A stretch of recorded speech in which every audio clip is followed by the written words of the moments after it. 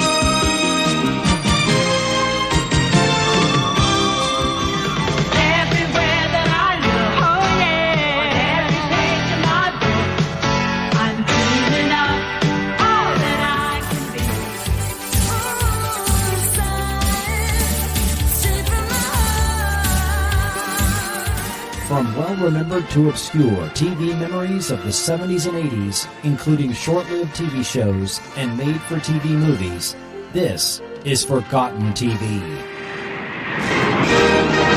Welcome to Forgotten TV. I am your host, Chris Cooling. Forgotten TV is an independent, listener-supported podcast with no advertising. You can support Forgotten TV through Patreon or PayPal and become a producer of the show. This episode of Forgotten TV was executive produced by Will Welton, Doc Pinko, and Joshua Driscoll. Stay tuned at the end to find out how you can support the podcast. Thanks to all for your support of Forgotten TV. Ever since Russian psychic researcher Alexander N. Aksakov coined the term telekinesis in 1890, a compound of Greek words tele for distance and kinesis for motion, the concept has fascinated those interested in unusual phenomena. Loosely defined as the mental ability to move physical objects with no evident energy or detectable force, the concept was by no means new at the time. In the ancient Sanskrit epic Mahabharata, Shakuni, interestingly the prince of the kingdom of Gandhara, manipulated the outcome of a crucial game of dice in his favor, displaying what is thought to be the first depiction of telekinesis in fiction some 2,400 years ago. The wizard Merlin from Arthurian legend was known for many feats of telekinetic magic, including transporting Stonehenge across the Irish Sea from Ireland to England. Stage magicians of the late 19th century began integrating various types of levitation or floating objects into their performances. While historic figures such as Saint Joseph of Cupertino of the 17th century was said to have levitated before large crowds, these acts were interpreted by believers as religious miracles and not the result of claimed mental or magical powers. In the modern era, English stage magician J.N. Maskelyne is said to have introduced levitation into his act in 1873, where he would apparently float his wife into the air on stage. Many of his illusions are still performed. While magicians like Maskelyne and Harry Houdini dispelled the notion that they had any supernatural powers, as the spiritualist movement increased in popularity in the UK and the United States in the late 19th and early 20th centuries, mediums began claiming the actual abilities of levitating or materializing objects, clairvoyance, and communication with the dead. J.N. Maskelyne even founded the Occult Committee to investigate claims to supernatural power and to expose fraud, an activity you may be aware that Houdini was also known for. The study of alleged psychic phenomena, later called ESP or extrasensory perception, came to be called parapsychology. and the term psychokinesis was coined in 1914, said to specifically refer to the mental influence of physical systems and objects without the use of any physical energy, while telekinesis was the simple movement or levitation of objects by mental force, a distinction without much of a difference to people not versed in this field of interest. Although it is considered a fringe field of study, and physicists have revealed no possible mechanism or force to account for telekinesis to actually work, this didn't stop it from proliferating in popular media in the 20th century, causing these powers to be associated more with science and fantasy fiction than with spiritualism or parapsychology. In the mid-20th century, as early as 1949, telekinesis began showing up in stories in pulp magazines such as Startling Stories and Astounding Science Fiction. C. L. Harness, Theodore Sturgeon, J. Kingston, and others began to use the term telekineticist in their stories. Jack Vance's novella Telek depicted a future with humanity divided into two groups, normal humans and Teleks, those with the ability of telekinesis.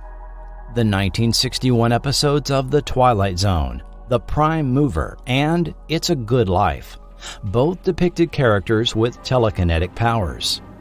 Helmsman Gary Mitchell and Dr. Elizabeth Daner both developed telekinesis and other ESP powers when the Enterprise went where no man has gone before in 1966 on Star Trek.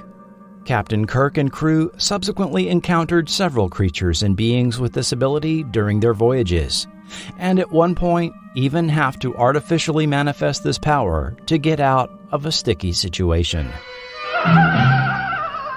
In comics, Jean Grey and Professor X both displayed telekinetic power as part of Marvel's X-Men beginning in 1963, and X-Men popularity continued through the following decades. There was Tia and Tony in 1975's Escape to Witch Mountain. Who can forget the telekinetic revenge on her classmates in the 1976 film Carrie? Jonah and crew encountered a group of young people who had developed telepathy and telekinesis in a 1976 episode of Arc 2. And Wonder Woman had to deal with Ishida, the man who could move the world, in 1977. Zunar J5/9 Doric 47, otherwise known as Jake, had this power, aided by a space caller in 1978's The Cat from Outer Space. I'm serious. In 1980, Yoda taught Luke the ways of the Force in The Empire Strikes Back, which seemed to include telekinetic abilities. More comedic uses for this power were found in 1981. First, Ralph discovers the telekinesis powers of the suit in a November episode of The Greatest American Hero, White Paper, White Paper. Then in December, Max Fieldler comes into contact with nuclear waste and gains this power in Modern Problems. Bennu on the Phoenix possessed this as one of his ancient alien powers. So did our small, benevolent alien visitor in 1982's E.T.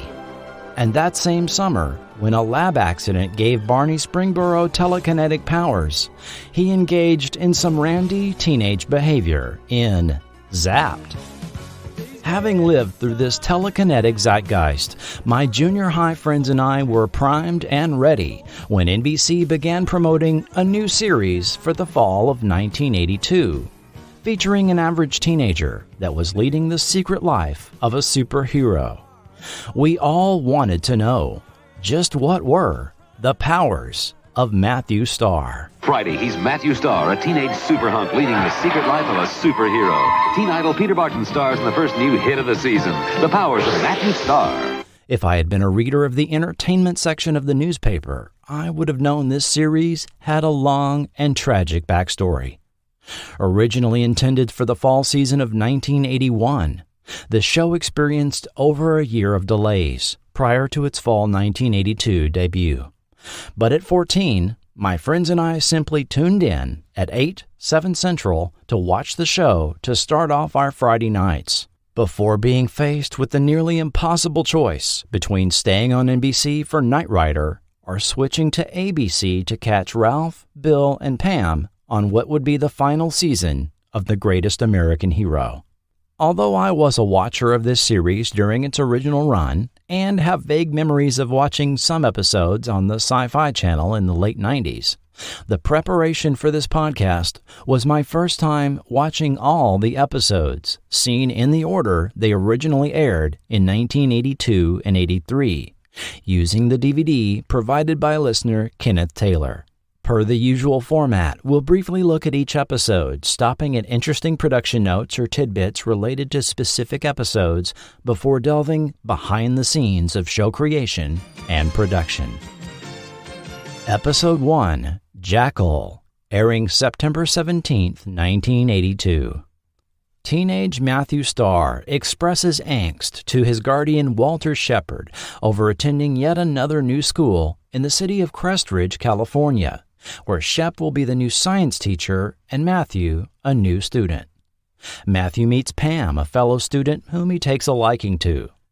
But Matthew is no ordinary teenager. As it is revealed, he not only has the power of telekinesis and telepathy, but that he is an alien prince named Ehawk from the planet Quadris, and both he and Shep, who is his protector, Dihei, are being pursued by alien robot assassins, as well as a general from the Air Force. Tired of running, Matthew chooses to stay and fight. Matthew Starr himself was played by 25-year-old, relatively unknown Peter Barton, a dark, feathered hair teen hunk type, as the promos would emphasize. Lou Gossett Jr., by then gaining recognition and respect for his role in 1982's An Officer and a Gentleman, for which he would earn an Oscar nomination and win during the series run, was guardian Walter Shepard, informally called Shep by Matthew. And the third series regular was 21-year-old Amy Steele as girlfriend Pam. Although she had had bit parts on television, she was primarily known for her role in Friday the 13th, Part 2, that released the summer of 1981. Guest stars Judson Scott as Float, the alien in pursuit of Matthew. Malo McCaslin as the robot assassin he sends after Matthew. She was a voice actress on Filmation cartoons at the time, and later married Willie Ames, and co-starred in his Bible Man series. John Crawford was General Tucker, Chip Fry as Bob Alexander, classmate of Matthew, and Michael Fairman as Mr. Heller, school administrator. Recurring characters we'll see across several episodes. And if you pay attention, you'll notice Susan Rutan as the school bus driver. This was one of her first acting credits, and she is likely best known for her role as Arnie Becker's secretary, Roxanne Millman, on L.A. Law. This was the first episode that aired and served as the pilot for the series. Even though going by the production number, it was the fifth one filmed, confirmed by Barton himself in later interviews. As we'll see, there was a previous pilot, completely different in tone and approach, filmed in early 1981, that was rejected by the network and unaired at this point. It's an involved backstory, which we'll get into in the behind-the-scenes segment. I do have to note we get the obligatory superhero saves the school bus scene, something we saw in 1978's Superman the movie. Okay, kids, it's all right now. Hey, it's Superman! As well as in 2013's Man of Steel. This same scene appeared in the original pilot, and the stunt sequences were recycled. This episode, written by Robert Earl and Alan Balter, who also received developed by credits for the series, has a cold open with no series theme or opening segment. The opening credits roll over the initial scene, as is done with a TV movie. Episode music was provided by Mike Post and Pete Carpenter, which includes a very generic 80s-style adventure show theme over the closing credits that did not get used for the remainder of the series. The primary powers of Matthew Starr were telekinesis and telepathy, powers only held by the royal family of Quadris. Interestingly, Matthew generally does not use his telepathy to read the minds of humans, a departure from the original concept presented in the first pilot. Matthew only uses his telepathy to mentally talk to Shep and locate him in times of danger. This constituted Matthew's power set during the first dozen episodes. The planet Quadris is revealed by Shep to be known on Earth as Tau Ceti IV, which is a very interesting choice. Tau Ceti is a real star in the constellation Cetus, identified in 1603 in Johann Bayer's Uranometria star catalog. It is accurately mentioned in the episode and subsequent series opening as being 12 light-years from Earth and is a little smaller and cooler than our Sun. The use of the designation Tau Ceti IV would signify the fourth planet in the star system, using the planetary numbering convention common to popular science fiction, such as Star Trek. In Star Trek continuity, Tau Ceti is an inhabited system and shows up quite a bit on star charts used on the various series. Trek fans might recognize that the ship Kobayashi Maru of the infamous no-win training scenario first mentioned in Star Trek II was registered on Tau Ceti IV. Also, note the use of guest star Judson Scott, who was filming Star Trek II over on Paramount Stage 9 at the time Jackal began filming. Scott had also been Bennu in the short-lived The Phoenix earlier that same year, a character that also had the powers of telekinesis and telepathy. Tau Ceti IV is also the name of a film project that seems to have been in development hell for the last 3 years. Uma Thurman is slated to star, and John McTiernan is attached to direct. Among other films, McTiernan is well known for directing 1988's Die Hard, which was written by Matthew Star creator Steven D'Souza. The real exoplanet naming convention adopted by the International Astronomical Union involves taking the name of its parent star and adding a lowercase letter. So Earth would be Sol D, for example.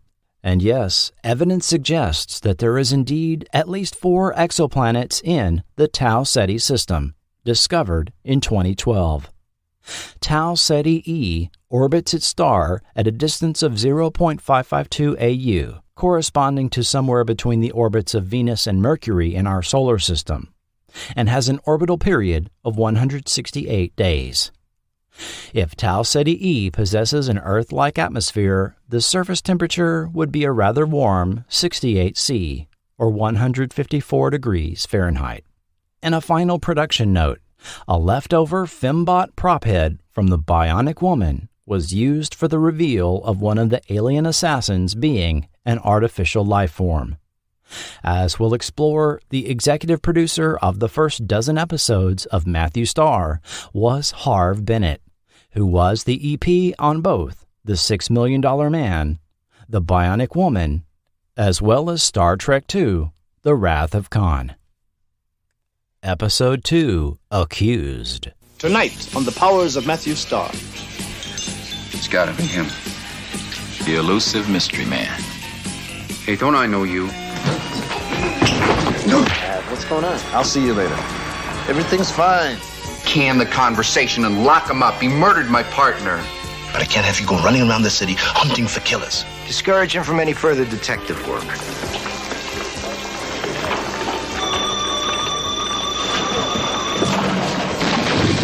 We now get a proper opening theme and segment, giving viewers needed exposition to both explain the premise and set the tone for the type of show they were in for.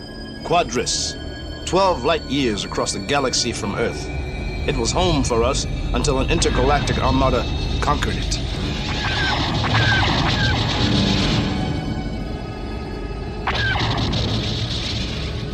I fought by the royal family's side, but in vain.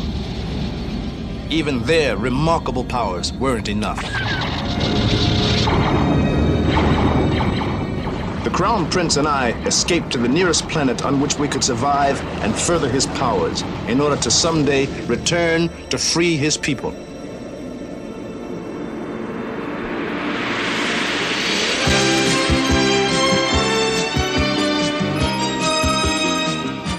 Here on Earth, the prince is known as Matthew Starr. He's a typical American teenager. He has friends, people who love him, and me, his guardian. I'm the only one who knows how special he is.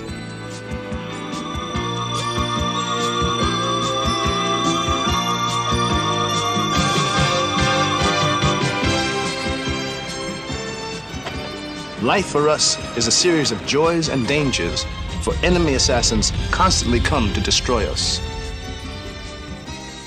Alone, we must survive.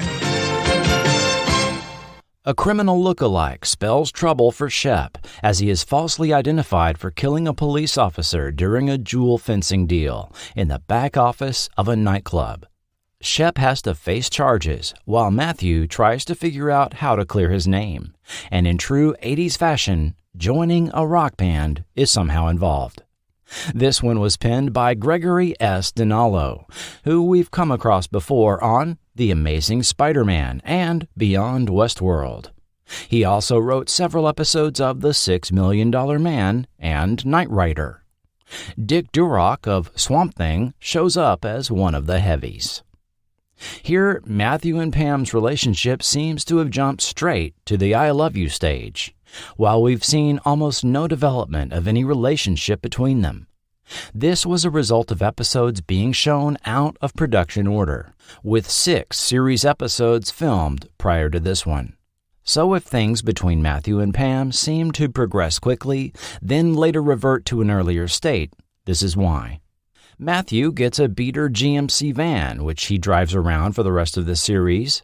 Shep also brings up the concept that the criminal Julian was likely his Earth double, and that Matthew may have one as well, although this was pretty much a throwaway line and not dwelt on, even though this development could have significant implications for the continuity of the show.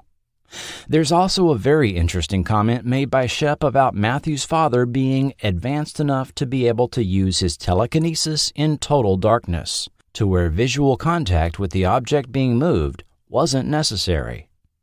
Shep then encourages Matthew to retrieve an encyclopedia volume from the bookshelf, blindfolded. This expands on the scenes from Jackal, where Float uses a series of flares at night to blind Matthew to interrupt his powers.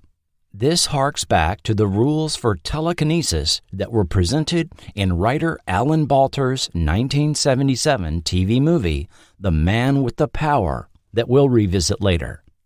Matthew's telekinesis also gets a new sound effect here that will be used until the format retooling in 11 episodes. Episode 3, Daredevil. Tonight, on the powers of Matthew Starr. What I picked up from Birch, I can start as head stuntman tomorrow. That sounds great. Yeah. You just wait. I'm gonna be the best. Wait till you see the stunt I've created for him. Yeah. Yes, but I don't think it's worth risking Pete's life. Up we go.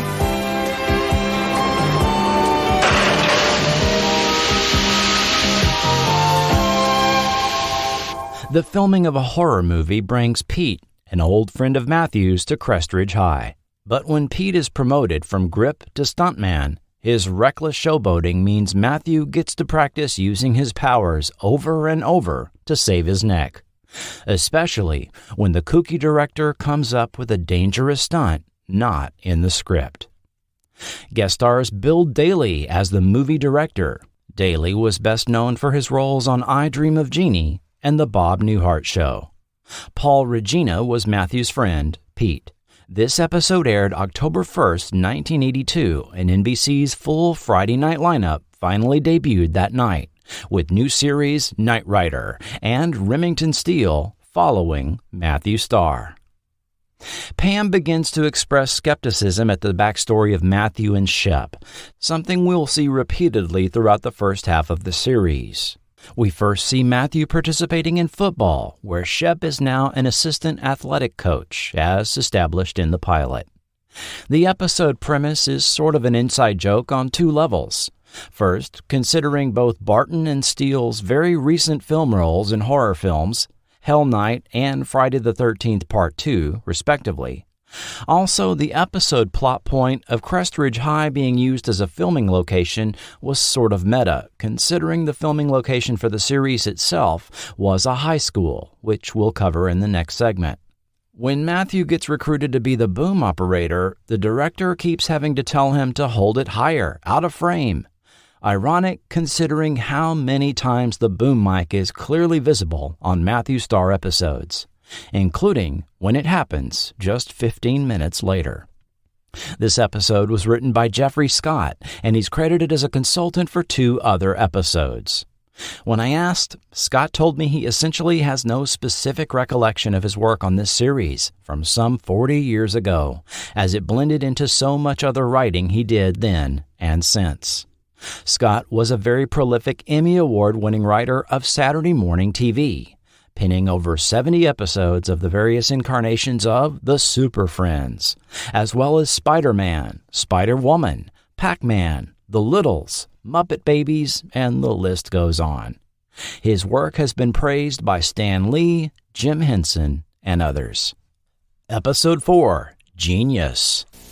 I tried to stop that lawnmower and I couldn't. Well, what about now? Tonight, on The Powers of Matthew Starr. We are going to have to get to Monica's formula and render it harmless. Could be big bucks. Big bucks. Everything painted with solar prime will be a heat-sensitive time bomb. When Monica, a brainy classmate of Matthew's, invents a paint that keeps surfaces cooler under heat and warmer in cold conditions, he finds that it smells odd and interferes with his powers. When Matthew and Shep investigate further, they find the paint is not only toxic to quadrians, but explosive at higher temperatures, with a heat wave in the forecast. All the attention paid to Monica and her paint comes between Matthew and Pam. Guest stars Margaret Fitzgerald in her first acting credit as Monica. She appeared in a handful of minor TV and film roles and evidently has retired from acting. Written by our friend Tom Green, who is also a creative consultant for the series. You might recall Green was a writer and producer on Tales of the Gold Monkey, Knight Rider, and Magnum P.I. The episode bears some similarities to his 1977 $6 Million Man episode called Danny's Inferno. Danny sounds like you've accidentally invented a thermochemical energy source. A scientific wonder becomes a nightmare. Someone's walking around with enough explosive to turn the city into a pancake. A power that could mark the beginning of the end for the $6 Million Man. Here we see Matthew using powers to control a Zaxxon arcade game, something recycled from the D'Souza pilot. Zaxxon was a 1981 spaceship shooter arcade game from Sega, unique due to the fact that it utilized isometric axonometric projection, from which its name is derived. The isometric projection effect simulates 3 dimensions from a third-person viewpoint. It was reportedly the first arcade game to be advertised on television, with a commercial produced by Paramount for $150,000. So, it's little surprise to see its placement here. Episode 5, Prediction. Tonight, on The Powers of Matthew Starr. There you go again, telling me I'm crazy. Look, you hit your head, it made you psychic, not crazy. Why are you doing this to me? My father is going to be killed. Stay away from her. You got that, punk? Try a little harder. See your father. I can't do it.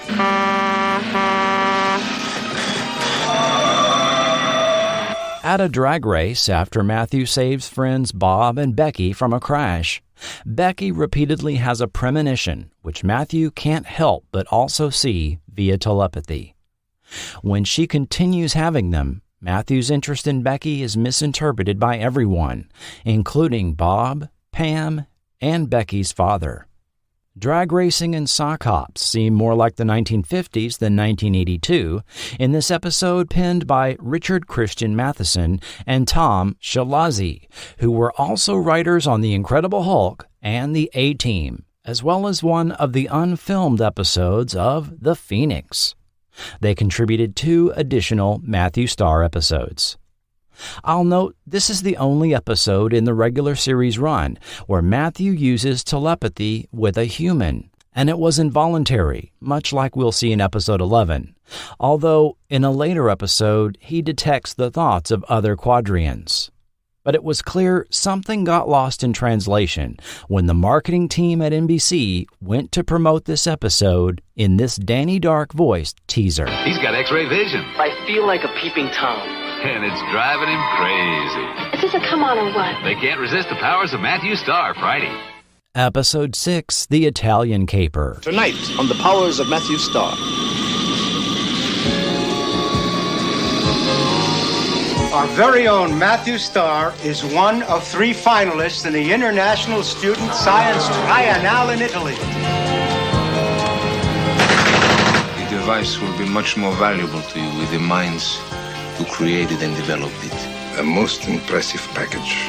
You mean you're not going to help Tucker? Frankly, they've probably killed him already.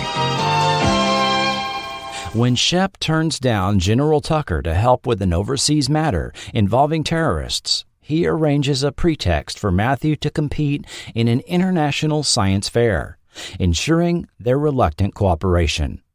Matthew is tasked with recovering an experimental vehicle, but Tucker gets kidnapped. Meanwhile, with Matthew gone, Pam is stuck with organizing a school dance. Guest stars Michael Constantine, Robert Davi, Michael Tucci, and John Crawford returns as General Tucker. Crawford collected well over 200 credits over the course of his 45-year career. He appeared on numerous shows of TV's golden age, including The Lone Ranger, Adventures of Superman, The Twilight Zone, The Fugitive, and Star Trek. He shows up on all 4 Irwin Allen TV series, as well as The Poseidon Adventure and The Towering Inferno. This episode was written by James M. Miller, known for his TV movies The People and The Dark Secret of Harvest Home. Matthew's mothball science fair experiment from Genius gets referred to, and Pam is again suspicious that such an underwhelming science project would be selected to represent the school internationally. Episode 7, Winning. Tonight on The Powers of Matthew Starr. You wouldn't have a couple of pointers for me or anything, would you? Well, Tony, if you wouldn't mind my saying, I can tell in advance when you can throw a pass. Why do I get the feeling that you really don't like that young man? But all that matters is when we're on that field. And I'm going to try to beat you out. Oh, yeah? You flunked Garcia so that kid of yours could play. Now I'm going to prove it. You're not going to get away with this.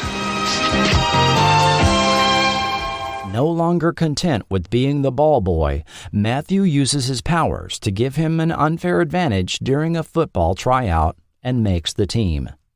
However, when Shep has to sideline the star player for failing a science test, this puts Matthew in the uncomfortable position of being starting quarterback by default.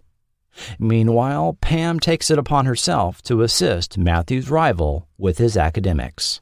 Guest stars Barry Van Dyke as the quick-tempered Coach Curtis. The son of actor Dick Van Dyke started his career at age 10 on The Dick Van Dyke Show. He played Lieutenant Dillon on Galactica 1980, and later had regular roles on Airwolf and acted alongside his father several times, including on the 2001 series Diagnosis Murder. This early episode is reminiscent of the Smallville segment of Superman the movie, where Clark was stuck being equipment manager for the high school football team, while knowing that every time he got the football, he could make a touchdown. Every time. We even get a Matthew uses his powers when cleaning up after the players, much like the Superman film. Not being a big sports guy, I didn't get much out of this by-the-numbers Gregory Dinallo script, the second regular episode produced. But this was exactly the type of storyline NBC was looking for, which we'll discover when we discuss the show origins. Episode 8, Endurance. Of Matthew Starr. Well, about 8 months ago, 2 men escaped from the facility for the criminally insane about 10 miles from here. Shep. It's a bullet hole, Matthew.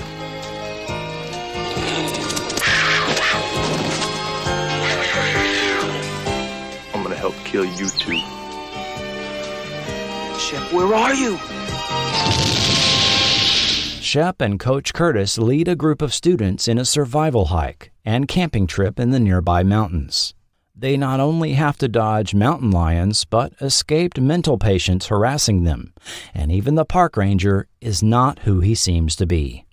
Guest stars Barry Van Dyke returning as the now mellow Coach Curtis, John Dennis Johnston as mental patient Jackie, and Spencer Milligan as the park ranger.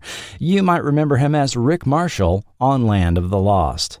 Krista Erickson played one of the students. She is best known for her role of Diane Alder on Hello, Larry. Episode written by Ruel Fishman, a writer for Salvage One and Time Tracks.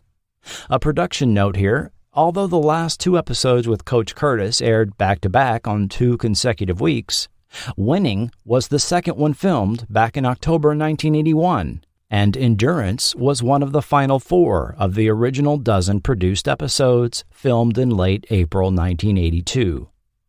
Producers may have had Coach Curtis in mind as an ongoing recurring character in future episodes, but as we'll see, a series direction change eliminated this possibility. Episode 9, The Triangle. Tonight, on the powers of Matthew Starr. Where are you going? I'm gonna go find my Uncle Ron.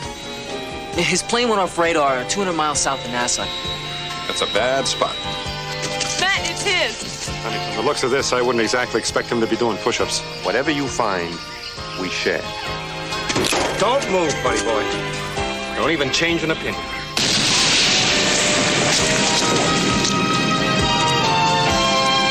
When Pam's uncle crashes his plane on an island in the Bermuda Triangle, Shep enlists the aid of General Tucker, while Matthew accompanies Pam to Miami to charter a plane to look for him, with Shep not far behind. Landing on an island, Matthew encounters a Quadrian couple who possess the Gossett, an important symbolic relic of their people. Marooned on the island, the couple were messengers that were to have arrived a year ago and have been holding on to life long enough to pass the Gossett to its rightful heir, Matthew. With the information that his father has been killed, Matthew removes the crystal from the heart of the Gossett and recites the Creed of Kings, becoming coronated as King of Quadris.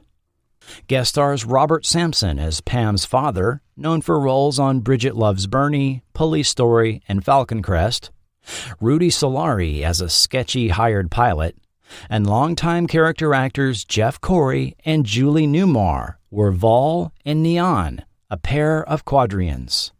We also see old lady character actress Mary Earle, probably best known as Maud Gormley on The Waltons, and John Crawford makes his final appearance as General Tucker. Okay, things finally get interesting in this episode directed by none other than Leonard Nimoy. Quite a bit of information is related that goes to the mythology of the series, provided to us by writers Richard Christian Matheson and Tom Shalazi. First, we learn of the existence of the Gossett, which is a relic that may hold both political and religious significance to the Quadrians, as Shep likens it to the cross. Matthew considers his relationship with Pam serious enough that he gives her a necklace with a pendant image of the Gossett, which she recognizes later on the island. The mystery of Matthew's background deepens for her, and she looks forward to hearing the eventual explanation for all the odd things about him that don't add up.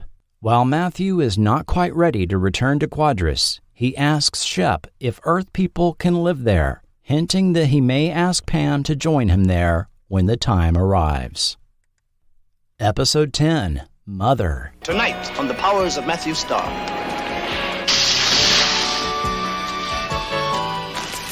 You all right? Yeah, next time I'll take your advice. Take it. It is the ring meant for the hand of the leader, Matthew. That ring that she gave you belonged to your mother. Who are you? You warned me with telepathy. Now only the royal family has such powers. Get rid of him. At a carnival, Matthew has his fortune told by an old woman, at Pam's encouragement, who seems to almost know him and gives him a ring as a gift. Shep recognizes the ring as having belonged to Matthew's mother and subsequently discovers the fortune teller is Nadra, E. Hawk's mother. But the reunion will have to wait because Armada assassins are nearby and after the royals. Guest stars Trisha O'Neill as Queen Nadra.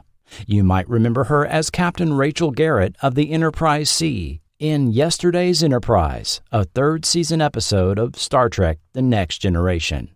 The prolific Don Stroud was alien assassin Garn.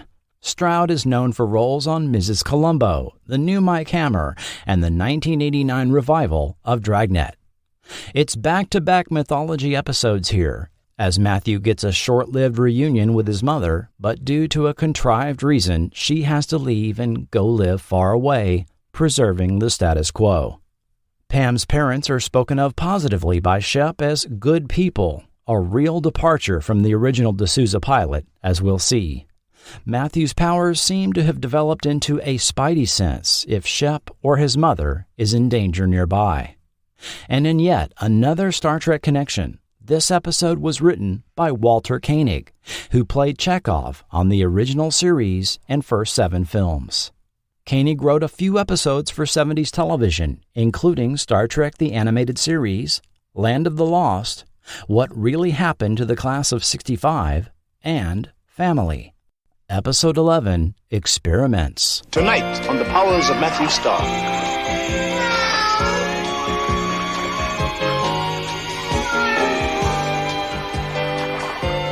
I told you your abilities will keep on growing. Picking up thoughts from other species was inevitable. That dolphin needs help, and I'm not going to ignore it, Shep. Now, perhaps you can tell me what you're doing here in the middle of the night.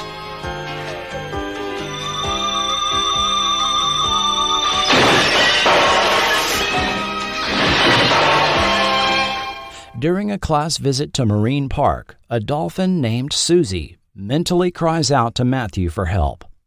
With Matthew continuing to hear Susie's cries even at home, he defies Shep to investigate further. Initially incredulous, Shep can't ignore the evidence that the park is conducting illegal drug testing on dolphins, and he and Matthew must take action. Guest stars John Riley, Amanda McBroom, and Clyde Kusatsu, who play the weekly heavies. Kusatsu is a very prolific character actor with over 300 credits. You might remember the Hawaiian actor from Kung Fu, Bring 'Em Back Alive, or Island Sun. This Matheson Shalazi episode, one of the first 3 filmed before the pilot, was filmed at Marineland of the Pacific on the Palos Verdes Peninsula in LA County. Marineland opened in 1954 and was the world's largest oceanarium. Numerous TV shows and films shot there over the years during its operation, including Sea Hunt, The $6 Million Man, Emergency, 1977's Tentacles, Wonder Woman, The Lost Boys, and Simon & Simon. The park fell into some disrepair over the years and it closed in 1987. Even after its closure, it continued to be popular as a filming location for feature films, as sets could now be constructed with no park patrons to work around. The Pirates of the Caribbean films, Pearl Harbor, The Aviator, and other films have shot there. Episode 12, Fugitives. Wait for me! Tonight on The Powers of Matthew Starr. Try to lose him. You're in a hospital. Shep, we gotta get you out of here. Must get out of here. That's impossible. The man shouldn't even be alive. I feel like a gangster's girlfriend. Pam, I'll make it up to you, I promise. The hypo's not working. Let's get him to OR. Stat. Hold it right there, son. Pam, working as a candy striper, is assisting a research doctor at the local hospital. When Matthew brings her lunch, she talks him into getting scanned by a new hospital imaging machine. Shep successfully sneaks into the hospital and erases the data, which would expose Matthew's alien organs. But while hiding, his arm gets accidentally burned by chemicals. When he becomes deathly ill as a result, Shep is rushed to the hospital, which threatens to expose the pair.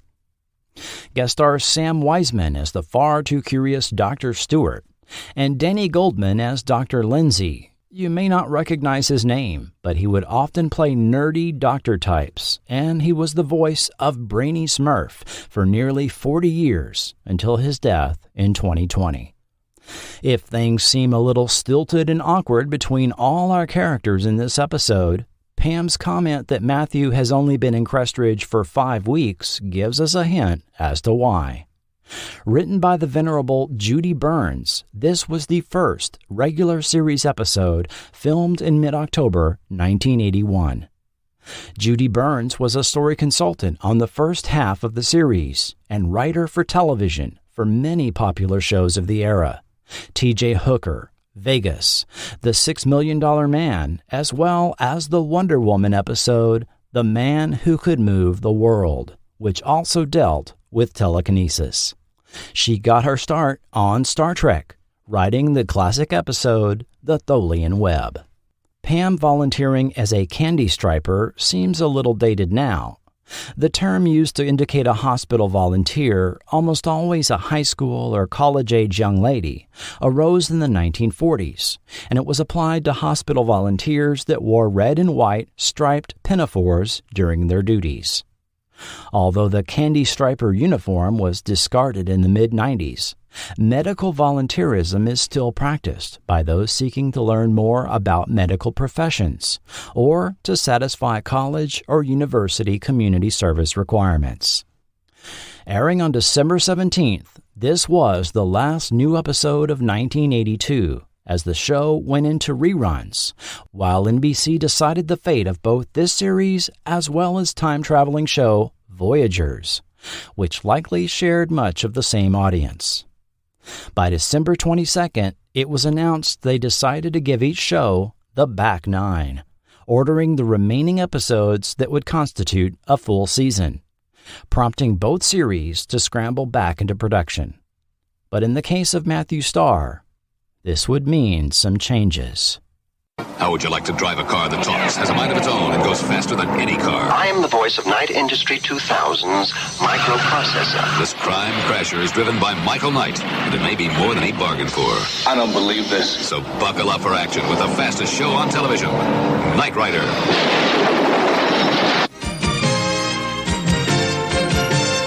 Episode 13, Matthew Starr, DOA. Next, Matthew Starr discovers a new power. He can take a trip out of his body, only this time he almost leaves himself behind. For good. Would you like to see it again, Mr. Wymore? I could see that 100 times and still not believe it.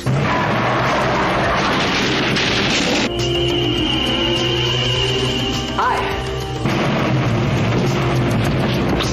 They were going to get rid of your body. Got news for you. He was gone when I got back. After a 5-week break, we enter 1983, with the show returning January 21st, with a completely new opening segment and new theme, composed and performed by Johnny Harris.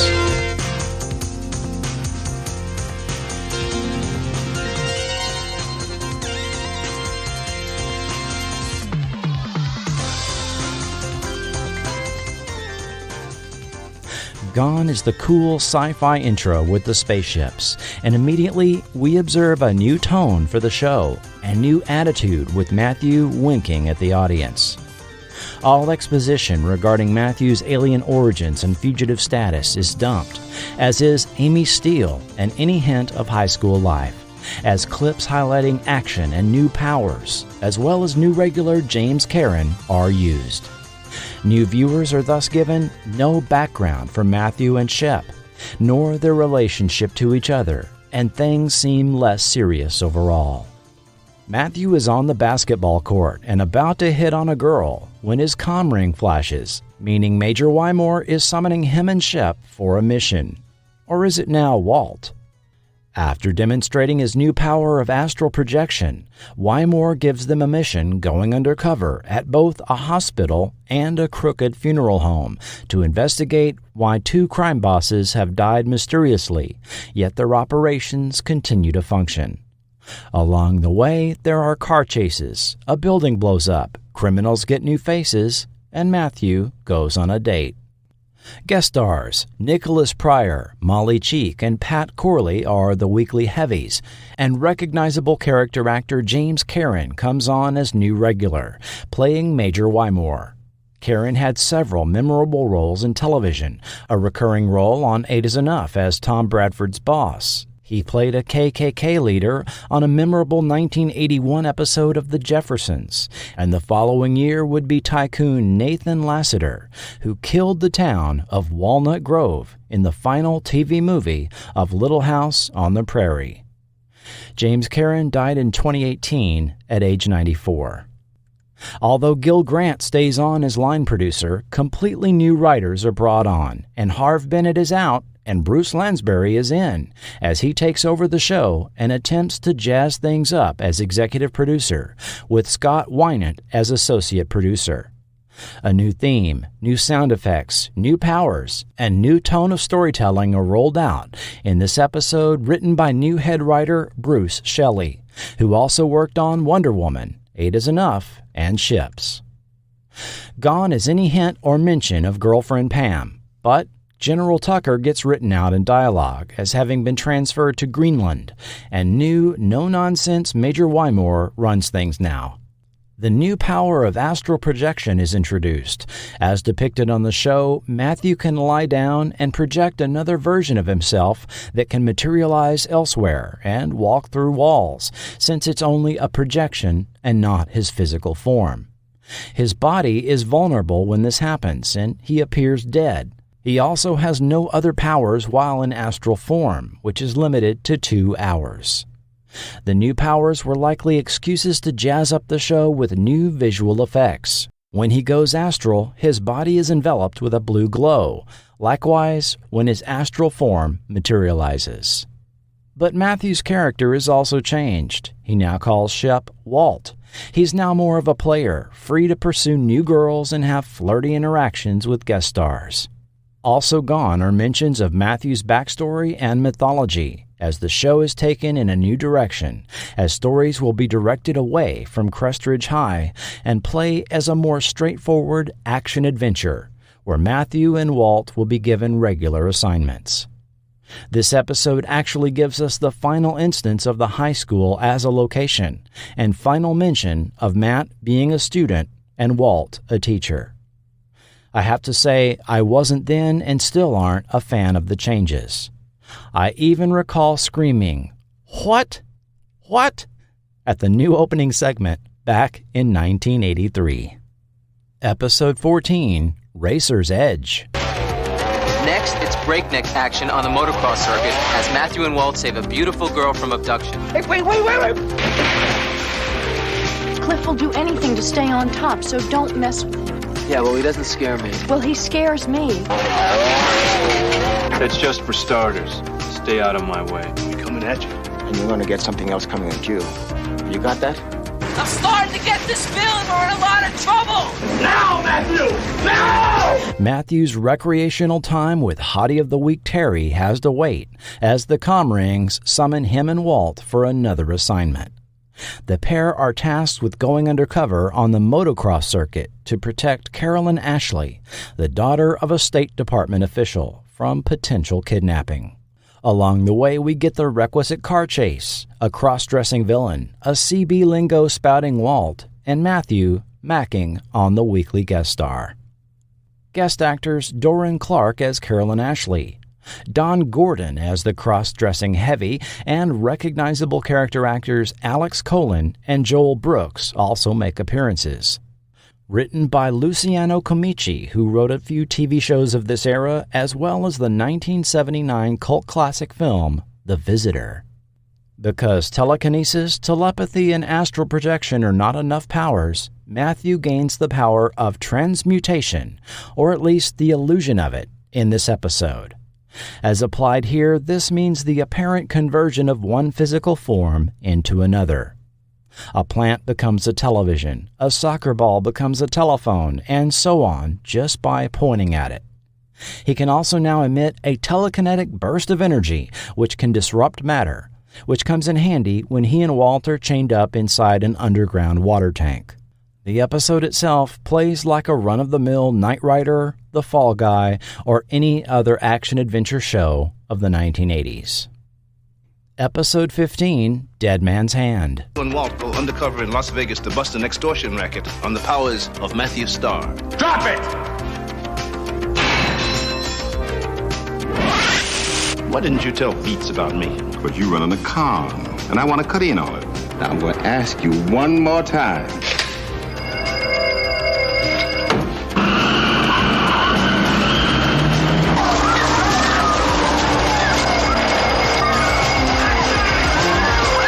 Matthew and Walt's nighttime TV drama is interrupted by Major Wymore on the comm rings with another assignment. They're assigned to investigate a Vegas casino owner and national crime boss who has managed to blackmail all prior law enforcement into keeping quiet. Walt goes undercover as a card dealer, while Matthew finds time to help an old stage magician rekindle his confidence. Guest stars Richard Hurd, who you might remember from everything, character actors Richard Cuss and Raymond St. Jacques, and Arthur Taxier, who was Lieutenant Zymak on Midnight Caller. In this episode, penned by new writer David Caron, Walt's sudden card-dealing skills, which seemed to suggest he had unknown powers of his own, are never explained. And Matthew can now sense sources of energy. Caron had recently returned from a trip to Las Vegas, which clearly influenced the plot and setting. One of his very first sold and filmed scripts had been for Buck Rogers in the 25th Century for producer Bruce Lansbury, who brought him in to write for Matthew Starr. This episode spoofs the infamous Dallas Who Shot JR phenomenon from the fall of 1980, with the nighttime drama Waco. Matthew and Walt express great irritation at being called away from the reveal, which greatly mirrored real life 2.5 years earlier. Dallas's infamous J.R. Ewing, played by Larry Hagman, had been shot by an unknown assailant in the cliffhanger ending that spring, and viewers had to wait all summer to find the answer in what was the biggest television event of 1980. An actor's strike that summer meant viewers had to wait an extra 6 weeks to find out just who shot J.R. When the episode finally aired in November of 1980, life came to a standstill in much of the country in a TV ratings event only preceded by the 1967 finale of The Fugitive. Actress Denise Crosby will tell you what it was like to visit the hospital ER that night, as she had cut her hand in a kitchen accident and sought medical care. Arriving to an abandoned ER, she found the staff huddled around a television watching Dallas, and only attended to her after the episode reveal. And along with the rest of the world, Denise discovered JR's sister-in-law and mistress, Kristen Shepard, played by her aunt Mary Crosby, was the culprit. Episode 16, 36 Hours. 36 hours to re-entry. They'll burn up. I'm going to see Parkland from 20,000 feet. Oh, you're gonna fly. F4, what's going on up there? You're all over the scope. Just forgot where I was. Start remembering where you are, you'll be grounded. Next, Matthew becomes an urban cowboy while Walt goes underground to save the space shuttle. Well, time for the master to go to work. Matthew and Walt are assigned to investigate and retrieve a mission control guidance module stolen from Parkland Space Center. They have 36 hours to find the thieves and recover the module before the space shuttle crashes. Walt goes undercover as an Air Force colonel, while Matthew, as an itinerant urban cowboy, befriends a young lady reporter named Laura. Guest stars Penny Pizer as Laura, Scott Hylands as an Air Force colonel, and Joshua Bryant as the weekly heavy. It's the second episode in a row by writer David Caron, who went on to have a very prolific writing career with a lot of Saturday morning TV, on the 4th season of Star Trek The Next Generation, on 90s sci-fi shows Space Precinct and Tech War, as well as writing and producing Diagnosis Murder. Here, the sound effect for Matthew's telekinesis changes yet again, and Walt can now use the Quadrian version of the Vulcan nerve pinch, which he calls digital tranquilization. The team are also clearly supposedly visiting Houston, Texas in this episode, which goes out of its way to never mention. They even visit a Gillies-like bar, complete with mechanical bull, and you heard the network teaser even call out Urban Cowboy, the 1980 John Travolta hit film that featured Gillies Club. If you pay close attention, you see the name of the bar Matthew and Laura walk into was the Broken Spoke, Gateway to the West, on signs and menus mocked up for the episode. An homage to the real Broken Spoke bar in Austin, Texas, a favorite of writer David Caron. Walt also gets to brush up on his F-4 jet fighter piloting skills by learning how directly from the instruction manual. This foreshadows Gossett's role as Colonel Chappie Sinclair in the Iron Eagle film series starting in 1986. Episode 17, Quadrian Caper. Next, on the powers of Matthew Starr, Walt and Matthew become bank robbers. It's all part of a plan to help a friend until the plan gets complicated. Wow. A life of crime is exhausting. It's funny, but I don't feel that relaxed. Okay, partner. Almost done. Oh, not yet, partner. Walt! Walt, you all right? Walt! In an unorthodox move, Major Wymore asks Walt and Matthew's help for a personal matter. His nephew works at a bank and has borrowed an expensive diamond necklace for a good cause and needs to put it back. But the security system has been changed. Meanwhile, the same bank is targeted by thieves, and good guys and bad guys collide on the same bank job. Guest stars Dennis Lipscomb and Laura Johnson as the weekly heavies, and Gary Imhoff as Wymore's nephew, Gary. Yes, it's a heist story in this second episode by executive story editor Bruce Shelley. And I just have to shake my head at how much the series has gone off the rails from its original concept. The weekly mission briefing has become a setting for forced jokes, and the characters now routinely engage in behavior that seems out of character with what was previously established. Episode 18, Brain Drain. There's more to falling in love than finding your heart's desire. I'm wondering if this Navy genius has the guts to show up. Just introduce your computer to Simon. Great conversation, great dinner. Then I guess it's time for dessert. Yes?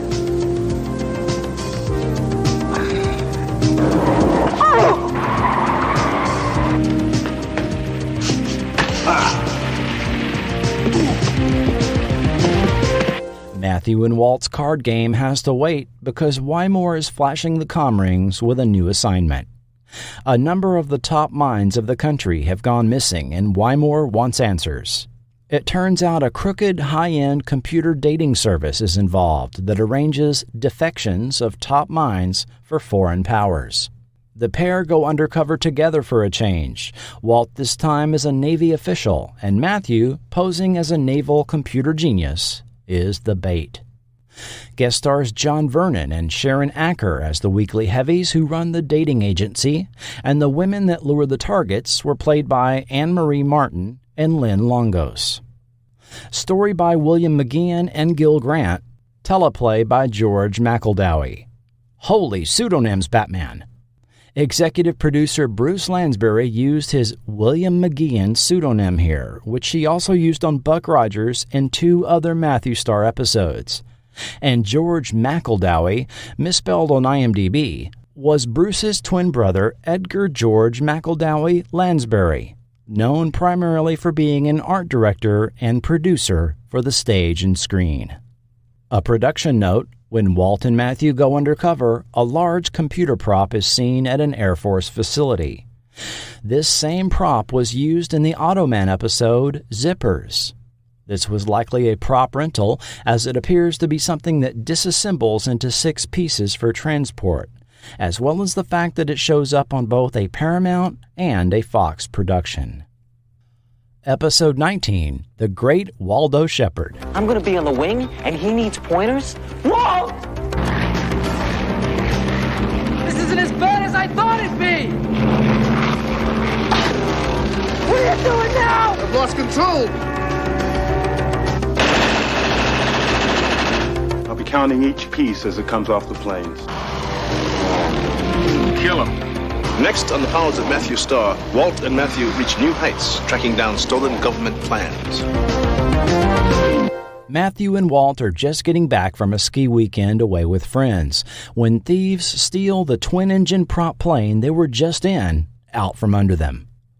Not only is the plane stolen, but their friend is a consultant for NATO, and in the back of the plane was a suitcase with blueprints to a new NATO fighter. They go undercover at an air show with Walt as pilot and Matthew as wing walker to retrieve them and end up uncovering a plane theft and arms dealing ring. Guest stars Scott Marlowe and Christopher Goutman as the weekly heavies, with Gracie Harrison as the good guy ATF agent.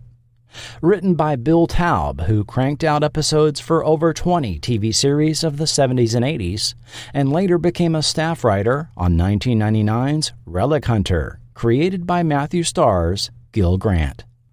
The episode title is a take on the 1975 film The Great Waldo Pepper with Robert Redford, a 1920s period film about the life of the fictional barnstorming pilot. Also, owners of the DVD will note that VEI misspelled Shepherd on the disc menu. Episode 20, Road Rebels. Next, on the powers of Matthew Starr, Walt and Matthew play a deadly game of cops and robbers. Freeze! I was going to teach you to talk to a cop like that. You're going to get somebody killed one of these days. So where did you send Walt? I can't tell you that. It would be very dangerous for both of you. It's a 50-pound skin diver's belt you have on. You'll hit bottom in no time. Brad, just let me explain. Just... With Walt already on assignment, Wymore briefs Matthew on the concerns of the intelligence community over the theft of laser crystals, which would put advanced technology for sale to the highest bidder. Wymore believes the thieves are a group of young, illegal street racers that somehow receive inside information from the police. When Matthew shows up to street race with the group, who would show up to arrest them but Officer Shepherd? Of course, while they work the case, Matthew meets the young lady of the week named Penny. Guest stars Don Knight, playing a convincing heavy in this one. We discussed him extensively in the podcast on The Immortal. John Grease appears as Brad, the head street racer. He was later Uncle Rico on 2004's Napoleon Dynamite.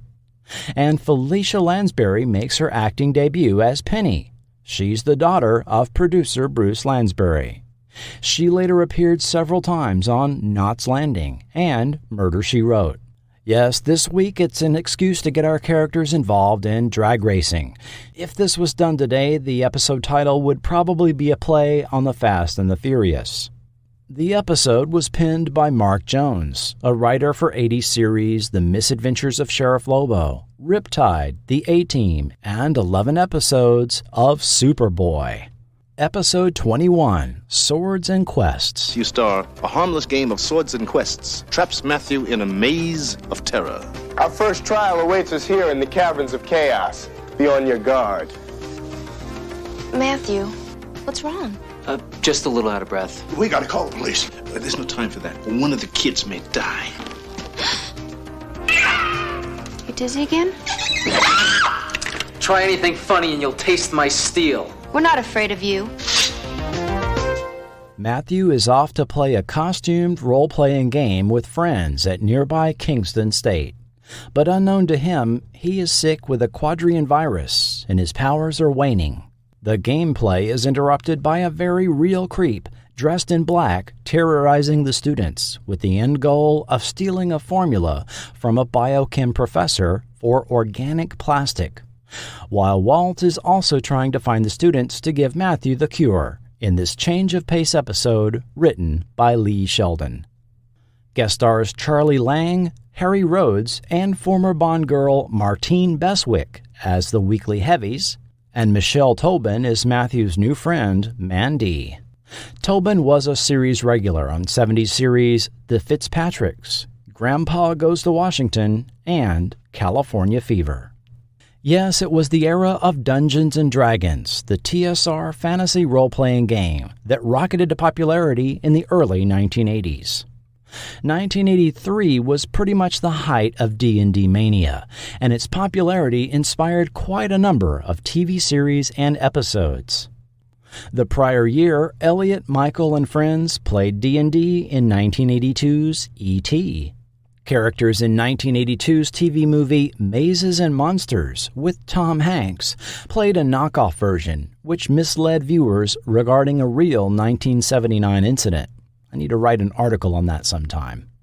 There was the short-lived series Wizards and Warriors that went on the air in February 1983, featuring Jeff Conaway.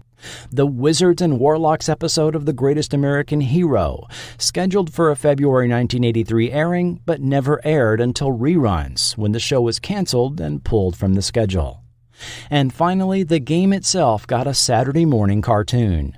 Dungeons & Dragons went on the air in the fall of 1983, which aired for 3 seasons. This episode, along with many of these dated popular depictions of role-playing games, perpetuate the misconception that players dress up and act out their characters in staged campaigns played at a specific location, something we would now call LARPing. However, D&D is a tabletop fantasy game, commonly played on a table, that takes place entirely in the player's imaginations. Writer Lee Sheldon is credited for several 70s and 80s shows, including Charlie's Angels, The Greatest American Hero, Snoops, 2 episodes of 1988's Probe, and a Star Trek The Next Generation.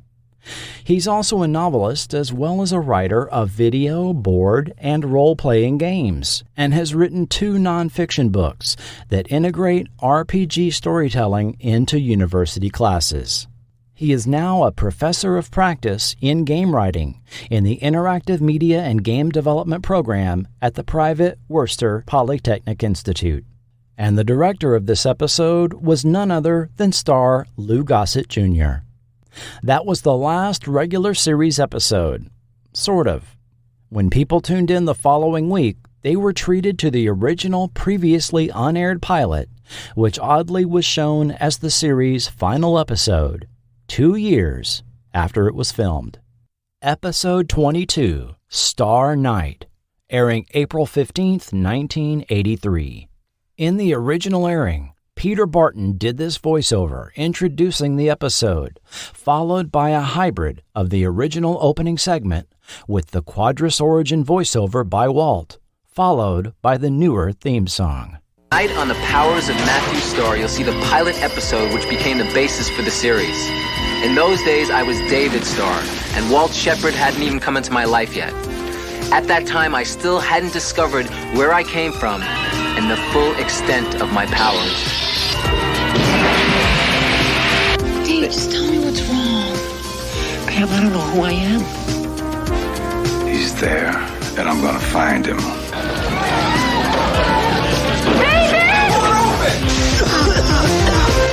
16-year-old David Starr is a freshman at Crestridge High. He lives with his guardian Max, a middle-aged man who is also the handyman at the high school. And in many ways, they lead a fairly normal life, but neither of them is what they seem. While Max hides a high-tech robotic hand under a glove he always wears, as well as a computer setup in his bedroom that would rival the Batcave, David is plagued by dreams where he faces strange creatures in combat with exotic weapons and is beginning to manifest certain abilities. When their poorly maintained school bus loses its brakes on a hilly SoCal road, David instinctively sends a burst of telekinetic energy to the wheels to stop it before it lunges off a cliff. And when he has dinner with new girlfriend Pam, he begins to hear the obnoxious thoughts of her parents. When a prank meant to embarrass David results in fire later at the annual father-son banquet, David takes stock of his abilities and rescues a crowd of people, including Max and Pam. Unknown to Max and David, an FBI agent is investigating the pair to prove his pet theory of their origins. Max was played by 59-year-old veteran actor Gerald S. O'Loughlin, who had a 30-year career under his belt by this time. The ex-Marine began appearing on television in the early 1950s on those Playhouse-style series, and briefly had regular series roles on 1965's The Doctors and 1970's Men at Law, before being cast as Lieutenant Ed Riker on 1972's The Rookies. Following the airing of Star Night, he was next seen on ABC's Automan the following fall as Captain Boyd. Jack Knight and Cynthia Harris appear as Pam's racist parents, Priscilla Morrill as the homeroom teacher, and Dick Anthony Williams as FBI agent Daniels, who made a career out of playing police and federal agents. If you watch the credits, look for Amy Nicole, the girl in the video arcade who challenged David to a video game match. This was Amy D'Souza, the nearly 8-year-old daughter of pilot writer Stephen D'Souza. And William Conrad does an uncredited voiceover during the dream sequences. Let the game begin. Production notes. The stunt scenes with the school bus were reused for Jackal, while the scenes inside the bus were reshot. In this version, David emits a blue energy from his body that goes through the bus to the rear wheels. In Jackal, a sound effect is used and no blue light is shown. Also, David controls a video game with his powers at the conclusion, a Space Invaders arcade game. We would see this concept reused in the episode Genius.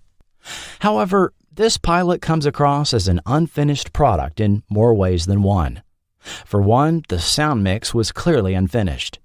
Most of the music comes from the left channel, a lot of the secondary dialogue from the right channel. There are gaps where sound effects and Foley would have been added, calling attention to the obviously looped dialogue, such as here when the crowd tries to escape the fire. Let me out of here! Get me out of here! Help! I can't breathe! Open the door! Quick, move over! Open the door! Push it open! Push! My guess is they stopped working on the audio mix when NBC decided the pilot would not be used, which we'll talk about. And I have to agree with NBC. Although I liked elements of this story, taken without the opening segment exposition, absolutely nothing about David's dreams or he and Max's origins are answered. And all we're left with are questions to be developed in future episodes. His abilities are never laid out for the viewer, although Pam's classroom presentation on psionics that mentioned telekinesis, telepathy, clairvoyance, and teleportation gives us an idea. But it's an unsatisfying big mystery, and as we'll see, the network wanted a different take for a pilot episode. The Powers of Matthew Starr will return in a moment.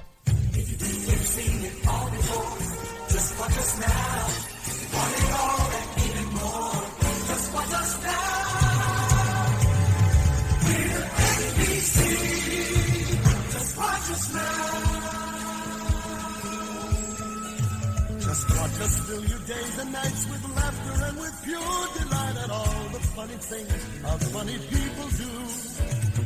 Watch us as we pack the screen with action like you've never seen. Drama and adventure that will startle you. We're NBC. Just watch us. NBC. You love us. NBC. Just watch us now. We're NBC. Just watch us. NBC. You love us. NBC. Just watch us now. Just watch us now. Just watch us now. Just watch us now. Somewhere in the darkest reaches of the universe, a battle is about to begin. A battle between good and evil, between a warrior and a madman. A battle that will take you from the end of time to the beginning of creation. A battle between the awesome power of the Starship Enterprise and the wrath of Khan. Star Trek II, The Wrath of Khan. Rated PG. Now showing at a theater near you. We're NBC. Just watch us now. Behind the scenes. The Powers of Matthew Starr was a Daniel Wilson production in association with Paramount Television. Later episodes added Bruce Lansbury Productions Limited to the end credits, as we'll discuss. Although I find little to no biographical information on Daniel Wilson, he became known for producing afternoon content for all three networks, aired as ABC After School Specials, NBC's Special Treat, and CBS Afternoon Playhouse.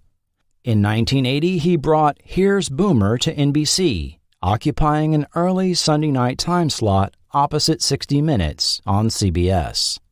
The origin of Matthew Starr is long and convoluted, and I've never encountered a show that suffered more setbacks and even tragedy throughout its production history. In addition, title and story format changes led to months of confused reporting surrounding the series.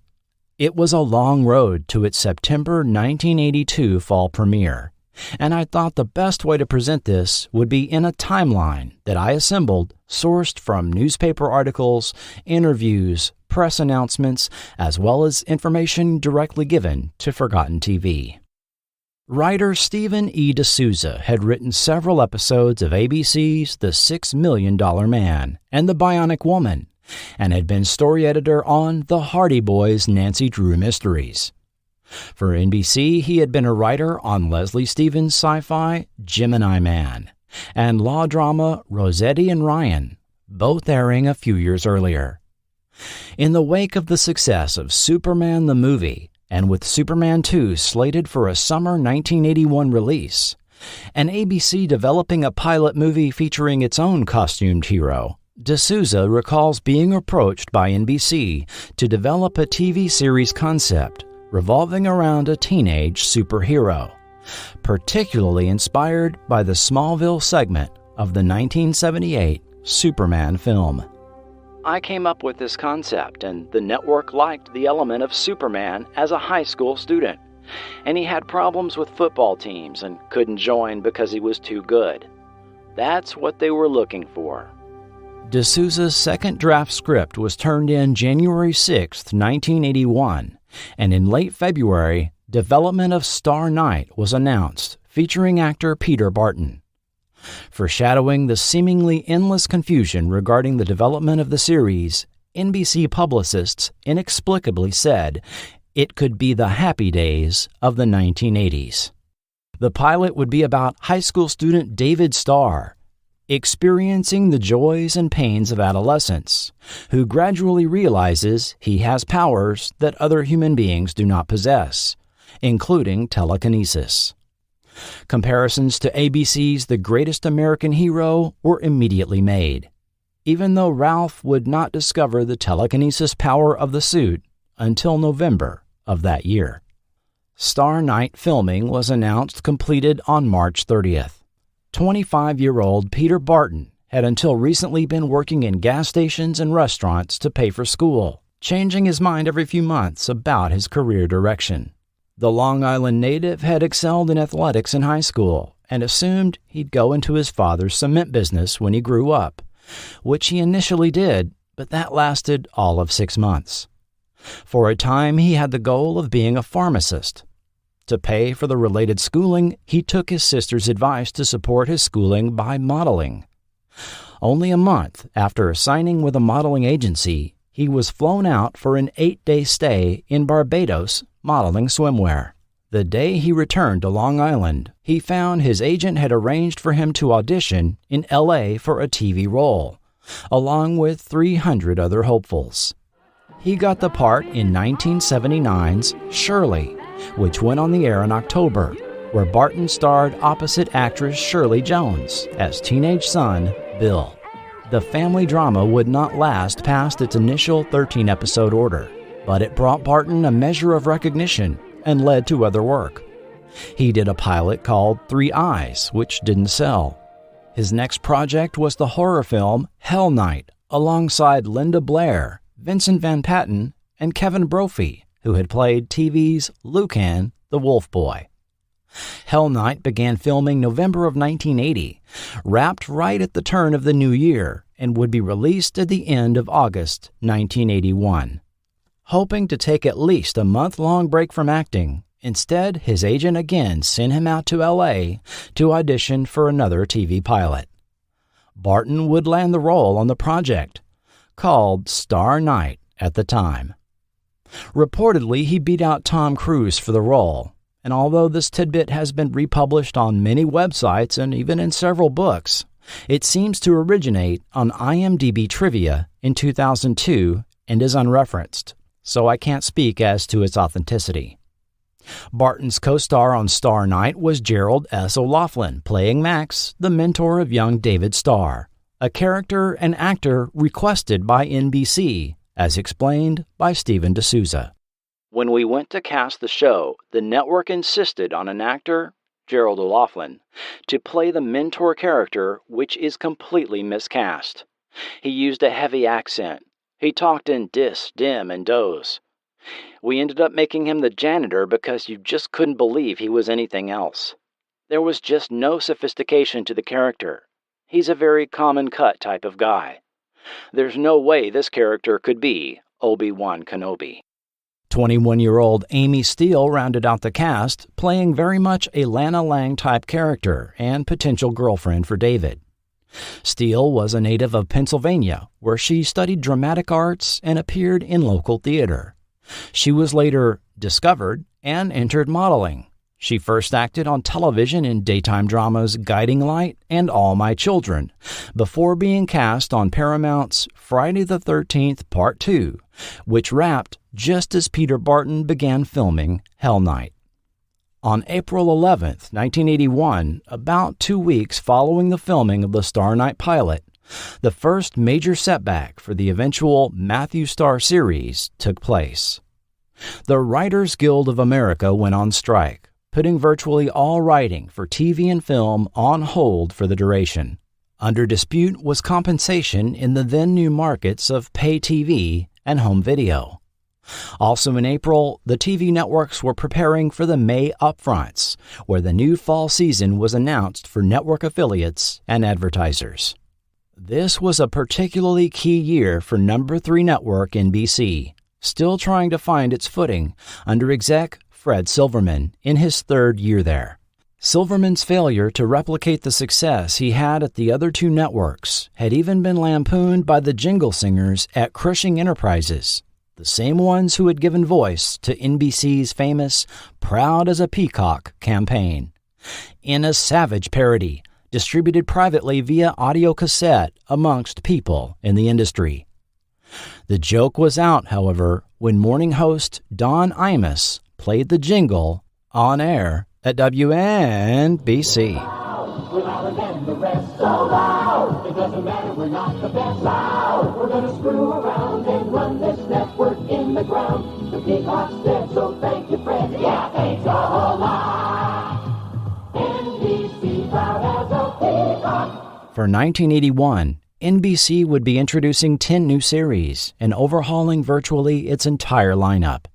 Among NBC's new planned shows for the fall season were Brett Maverick, featuring the return of James Garner, The Devlin Connection, a crime drama with Rock Hudson, Chicago Story, an ambitious crime drama with 90-minute anthology-style episodes, Father Murphy with Merlin Olsen, Love, Sydney, a sitcom with Tony Randall as a fussy 40-ish confirmed bachelor, which had been delayed from the prior year, McLean's Law with James Arness, and One of the Boys, a sitcom vehicle for Mickey Rooney. The new season would suffer delays of at least several weeks due to the strike, and some individual series would even suffer further setbacks. NBC's new lineup was read by the entertainment press as an attempt to play it safe by bringing back golden oldies actors such as Garner, Hudson, Arness, and Rooney in their respective series vehicles, but also as a last-minute bow to pressure from self-appointed groups such as the Moral Majority and Coalition for Better TV, both threatening a massive television boycott for that fall.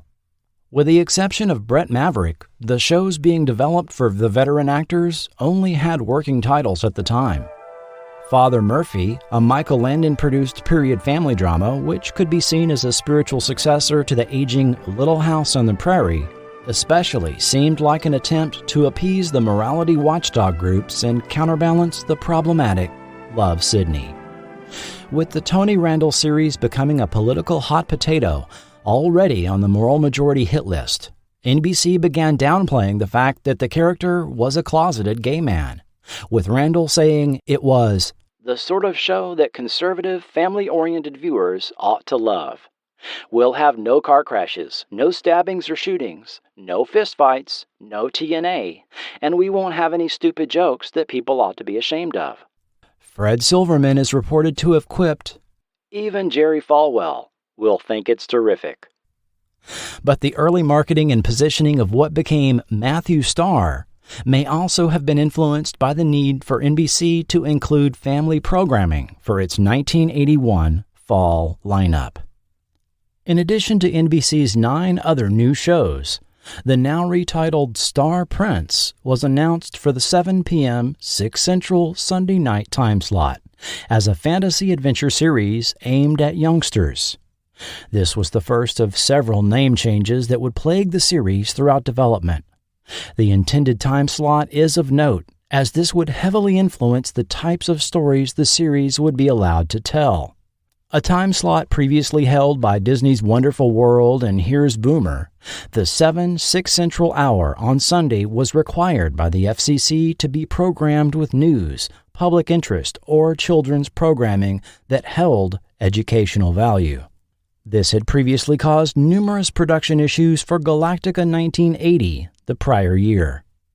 Producers were prevented from showing content that was deemed too violent. Disagreements with the network censors were frequent on what constituted too violent, and ABC further required them to include educational content delivered by children, thus the introduction of the Super Scouts. Following the May upfronts, NBC planned to show the D'Souza pilot in a special advance airing on Thursday, May 14th, before the NBC Thursday night movie, the broadcast premiere of 1979's Dracula. Then the decision to pull it at the last minute was made in favor of Real People spinoff, Real Kids. This schedule change didn't make the print deadlines for many newspapers across the country, which promoted Night Star to air that night at 7 Central. Night Star? Yes, the name had changed yet again in the 2 weeks since the series had been first announced. Spelled Knight, this title would certainly have been eventually reconsidered after 1982's Knight Rider started being developed for NBC. What was going on behind closed doors at NBC? The network was facing serious internal problems, some of which was being played out publicly in the press. Fred Silverman had a lot on his plate with the fall schedule, attempting to appease not only advertisers, affiliates, shareholders, and morality groups, but also NBC parent company RCA and its board of directors, coming under fire for financial performance with the launch of its own video format that year, the Capacitance electronic disc, branded the RCA SelectaVision video disc. There were also constant rumors that Silverman was going to resign, or that RCA would terminate and replace him. Entertainment columnist Tom Shales facetiously suggested third place NBC simply resign as a TV network.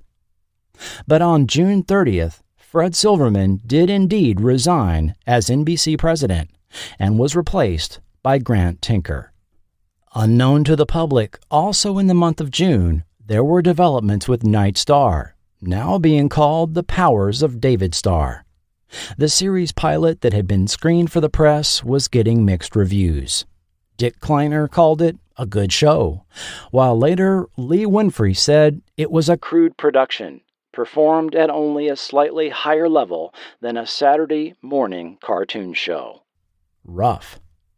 NBC programming began to rethink this pilot, and the story development of the series began to move away from some of the concepts in the D'Souza pilot, to the point of requesting a second pilot be produced, as had famously happened 16 years earlier with Star Trek.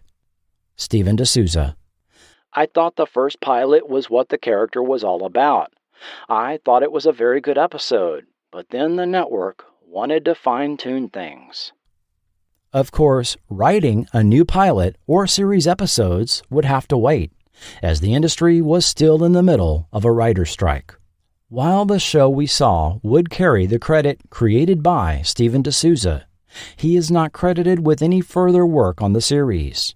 And what we ended up seeing was a combination of D'Souza's initial concepts, as well as the work of 3 additional creative voices in particular. First, Paramount producer Harve Bennett was tapped to be the executive in charge of production. Bennett had been quite busy that year with several irons in the fire. Since joining Paramount in 1980, he had been involved in returning the enterprise to the big screen with a follow-up movie to 1979's Star Trek: The Motion Picture.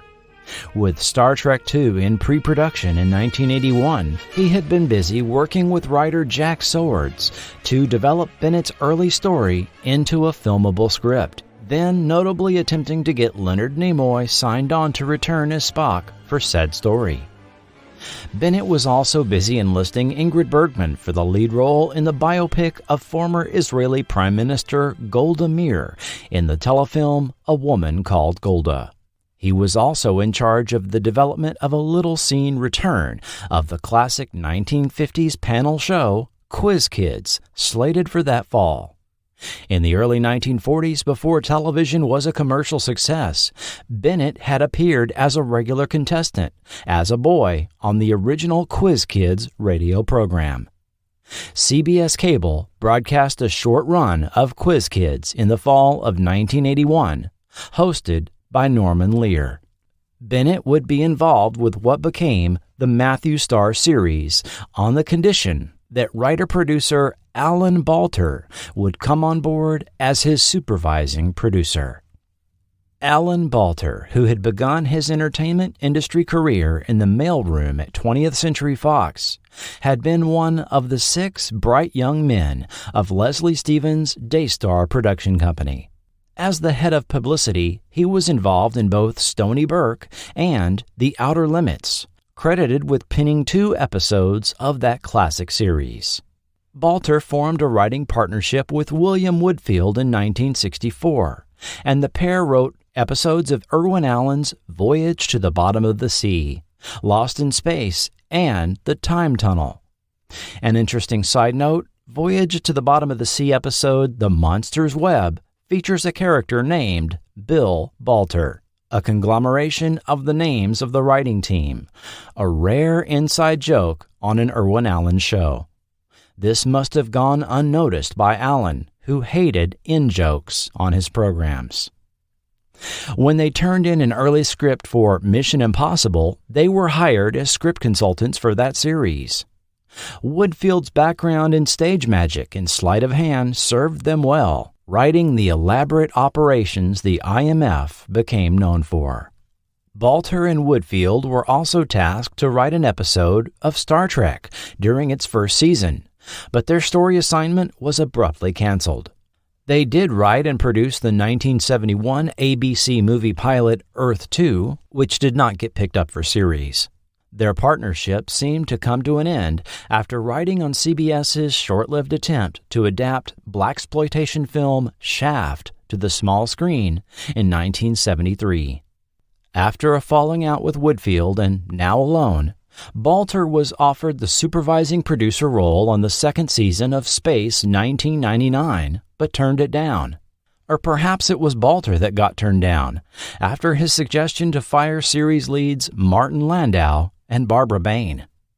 Instead, Balter came on as a producer on the 4th season of The $6 Million Man, staying through the end of the series. But here's where it gets interesting. During his time on $6 Million Man, he wrote and produced the 1977 TV movie pilot for NBC called The Man with the Power.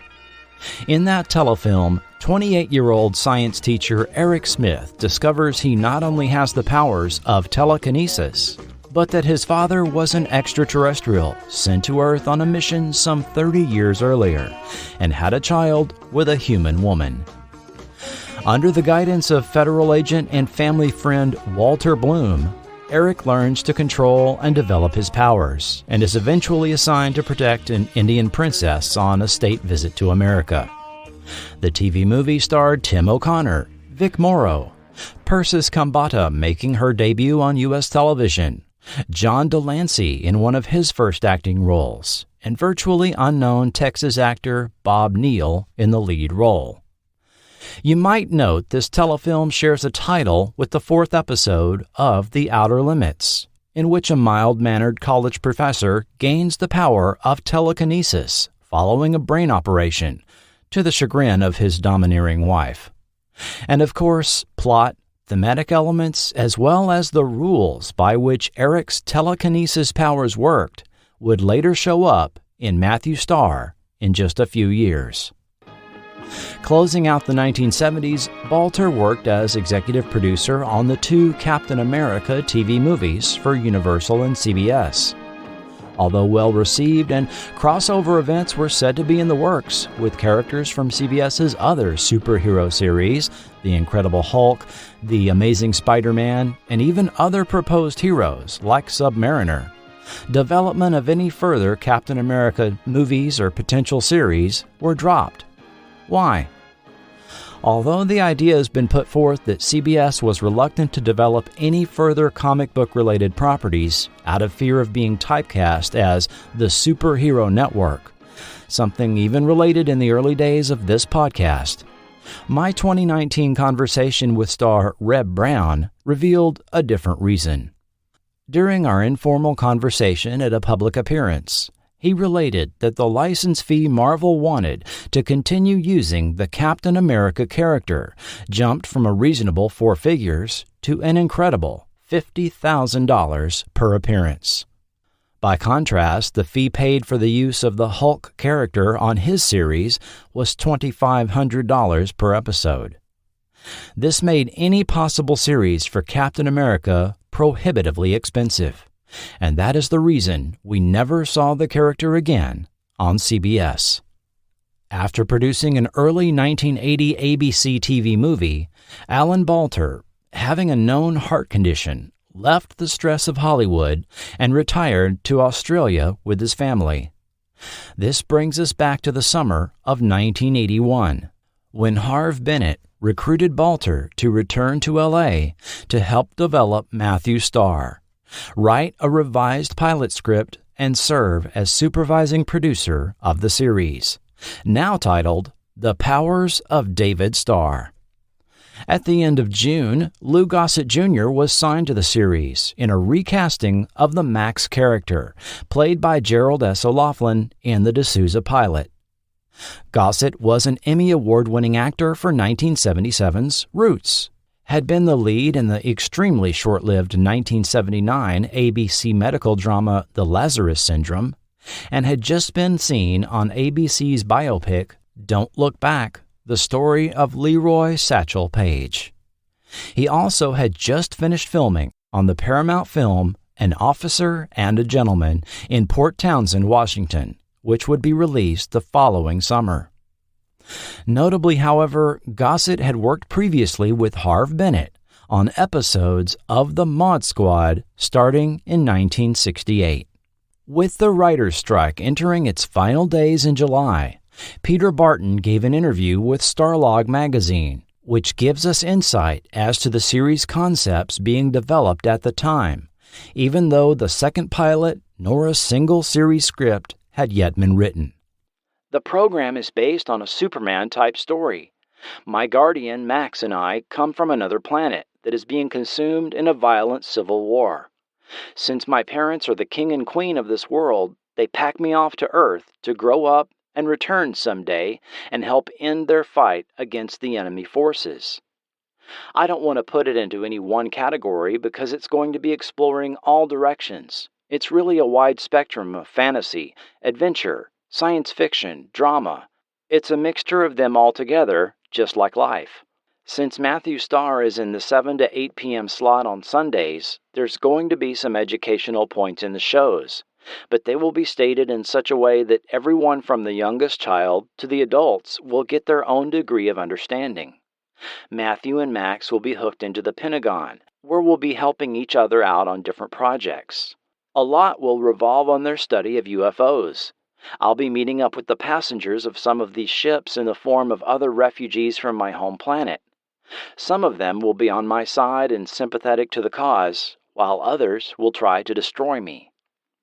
The article also debunked the previous misunderstanding printed in Variety that the upcoming series was somehow a spin-off of series Here's Boomer.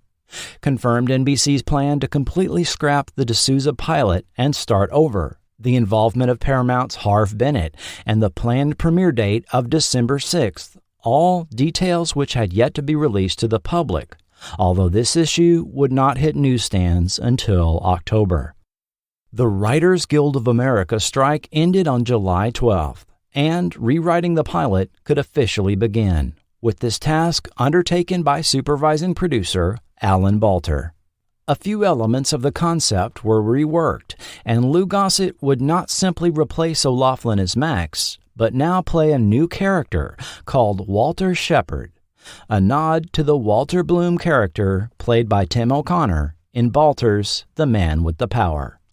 Series writers could now be recruited, and with NBC placing an order for 12 additional episodes, writing assignments could be given out, giving the production just under 5 months to make the December 6th air date. On July 31st, it hit the press that the series had officially been given its 5th official title, The Powers of Matthew Starr, though this was not quite the end of the revolving title saga. On August 9th, Harve Bennett was publicly announced as the executive producer of the series. But on August 23rd, the next major setback of this series took place. Over the weekend, at home playing with his stepchildren on the living room floor, 56-year-old Alan Balter suffered a heart attack from which he died.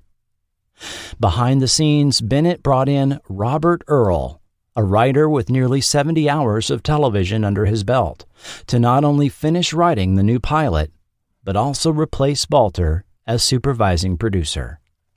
Overcoming a youth of drug addiction, alcoholism, and crime, Robert Earl became clean and sober at age 27 and was a highly popular recovery circuit speaker throughout the 1970s, 80s, and 90s. With no high school diploma and working random jobs, he happened to come across an ad for a writing school and submitted a 500-word story based on a sample picture. During this course, he wrote practice scripts for TV shows Bonanza and The Virginian. One of the people in his recovery fellowship worked at Universal as a writer, and through him met Carol, the secretary to an associate producer on Ironside. He submitted a story idea through her and eventually met with Ironside's showrunner, Cy Shermack, who gave him his first script assignment. Thus began a career in television writing, working on Switch, Starsky and Hutch, and Vegas, before being brought on board Matthew Starr. With the series still being developed, yet another name change was in the works, which amused the press, but perhaps not the NBC publicity department. On August 27th, the Cincinnati Post relayed the message from a clearly irritated NBC rep. As of today, it is the powers of Daniel Starr, and there are a lot more boys' names we can choose from. Columnist Michelle Greppy seemed to be the only reporter that got to the bottom of why the David Starr name had been dropped, triggering additional title changes. An NBC rep had told her Paramount Legal instructed the name be changed due to the fact that it had previously been used in a 1952 Isaac Asimov novel, David Starr, Space Ranger, the first novel in Asimov's Lucky Star series that were printed under his pseudonym Paul French. Harve Bennett then spoke publicly to promote the upcoming series and confirmed that he was the one that renamed the character to Daniel Starr. I didn't want to do that to Isaac, so I changed him to Daniel. Bennett also addressed any potential comparison to a certain DC Comics superhero in the wake of DC's plagiarism lawsuit against ABC's The Greatest American Hero. Really, the only similarity is that they both come from another planet. He wasn't popped into a time capsule, he was brought here by the character, played by Lou Gossett. Someday, Daniel Starr's destiny is to go back to his planet of origin and lead the revolution against the bad guys. So in that respect, it's King Arthur-like.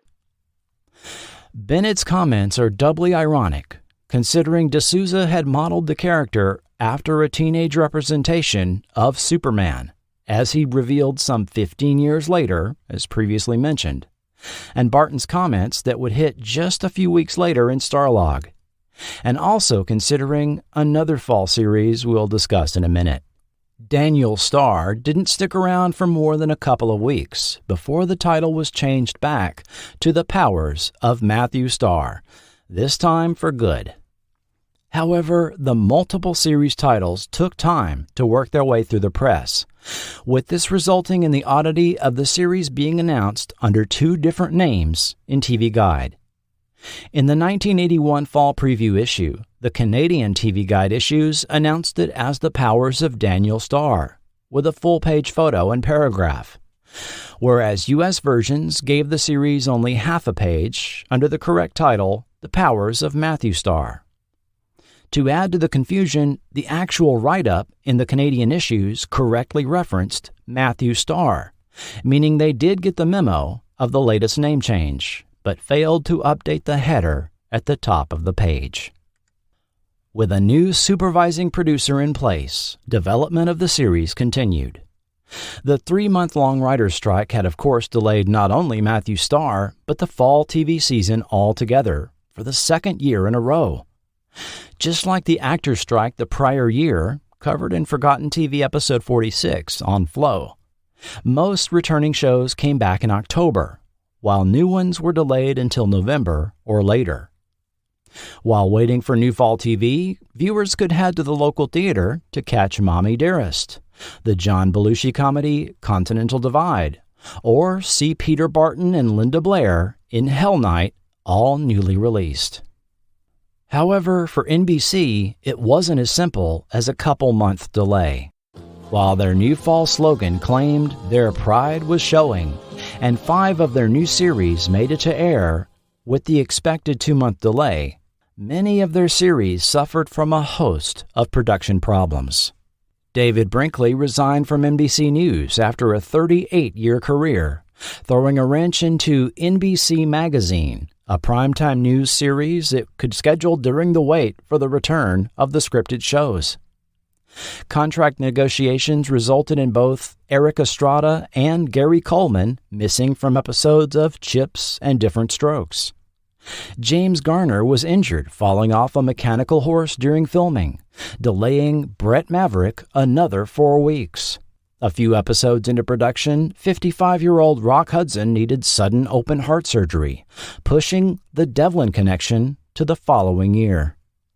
Cassian Company and One of the Boys were both pushed to mid-season due to production issues, and Chicago Story was delayed until March. And over at competing network CBS, one of their new fall series, their only new comedy that fall, was gaining traction for its constant comparisons to Matthew Starr.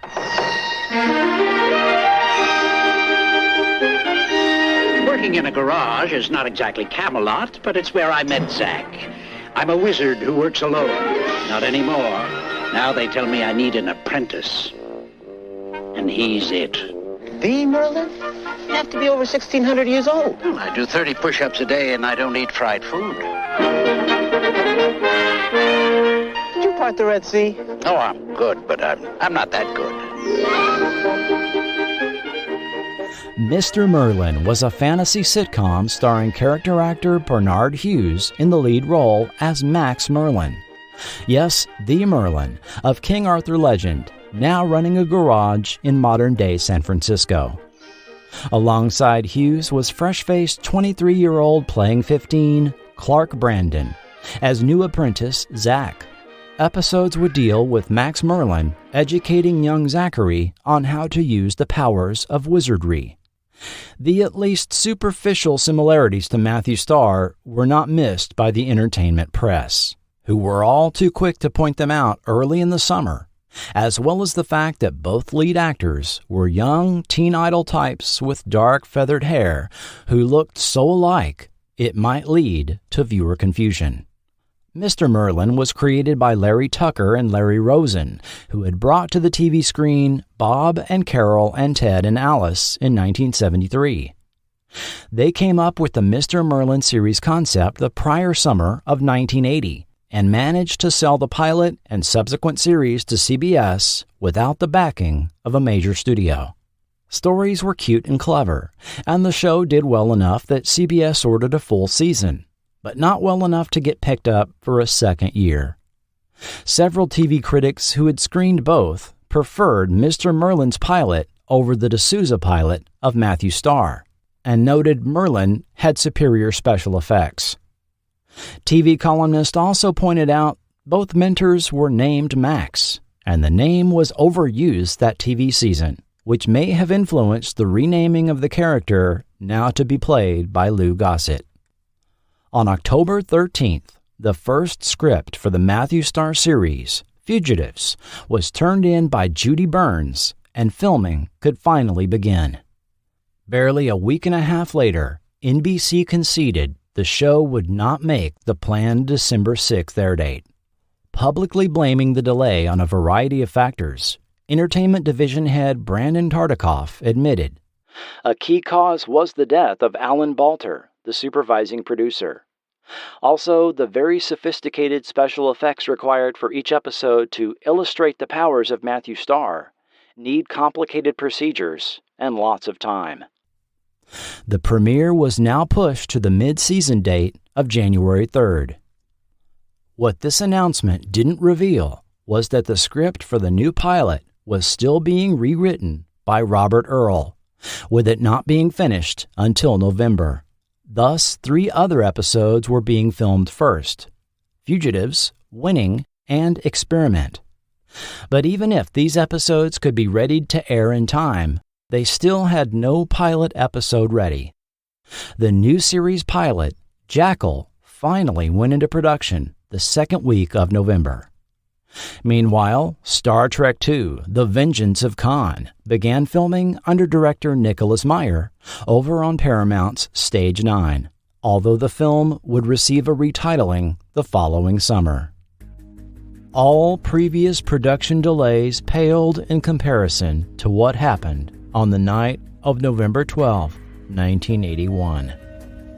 During early filming of Jackal, tragedy struck. Stunt sequences were being filmed at Rocco's Auto Wrecking Yard in San Fernando. In the story, Matthew was there to rescue Shep from the alien pursuer played by Judson Scott, who kept igniting bright flares to blind Matthew to interrupt his powers. Shep was tied to a chair, at risk of being crushed by falling cars while surrounded by the burning flares. The actual stunt had already been filmed with the stuntmen, and Barton and Gossett were brought in for coverage or close-up shots filmed to match the master shots of the stunt performers. While dragging Gossett on the chair out of the middle of several burning flares, Barton tripped and fell backwards onto one of the pyrotechnic flares, and Gossett fell on top of Barton. Since Gossett had wisely insisted he not actually be tied to the chair, he was able to immediately roll off Barton, allowing Barton to roll off the flare. Director of photography Hector Figueroa, a burn victim himself, leapt into action, clearing the space around Barton, and began ripping his clothes off his body. The actors were rushed to LA County's USC Medical Center's burn ward. Although Gossett experienced burns to the back of his head and hands and was treated and released, Barton was more seriously burned. Barton, 25, suffered second and third degree burns on his buttocks, lower back, and right arm when he accidentally fell onto one of several magnesium flares used to light a scene at an auto wrecking yard said a spokesman for Paramount Studios. Barton suffered burns on anywhere from 12 to 18% of his body, depending on the source you read, was treated at the Sherman Oaks Burn Center for a month, and had to have 4 skin grafts.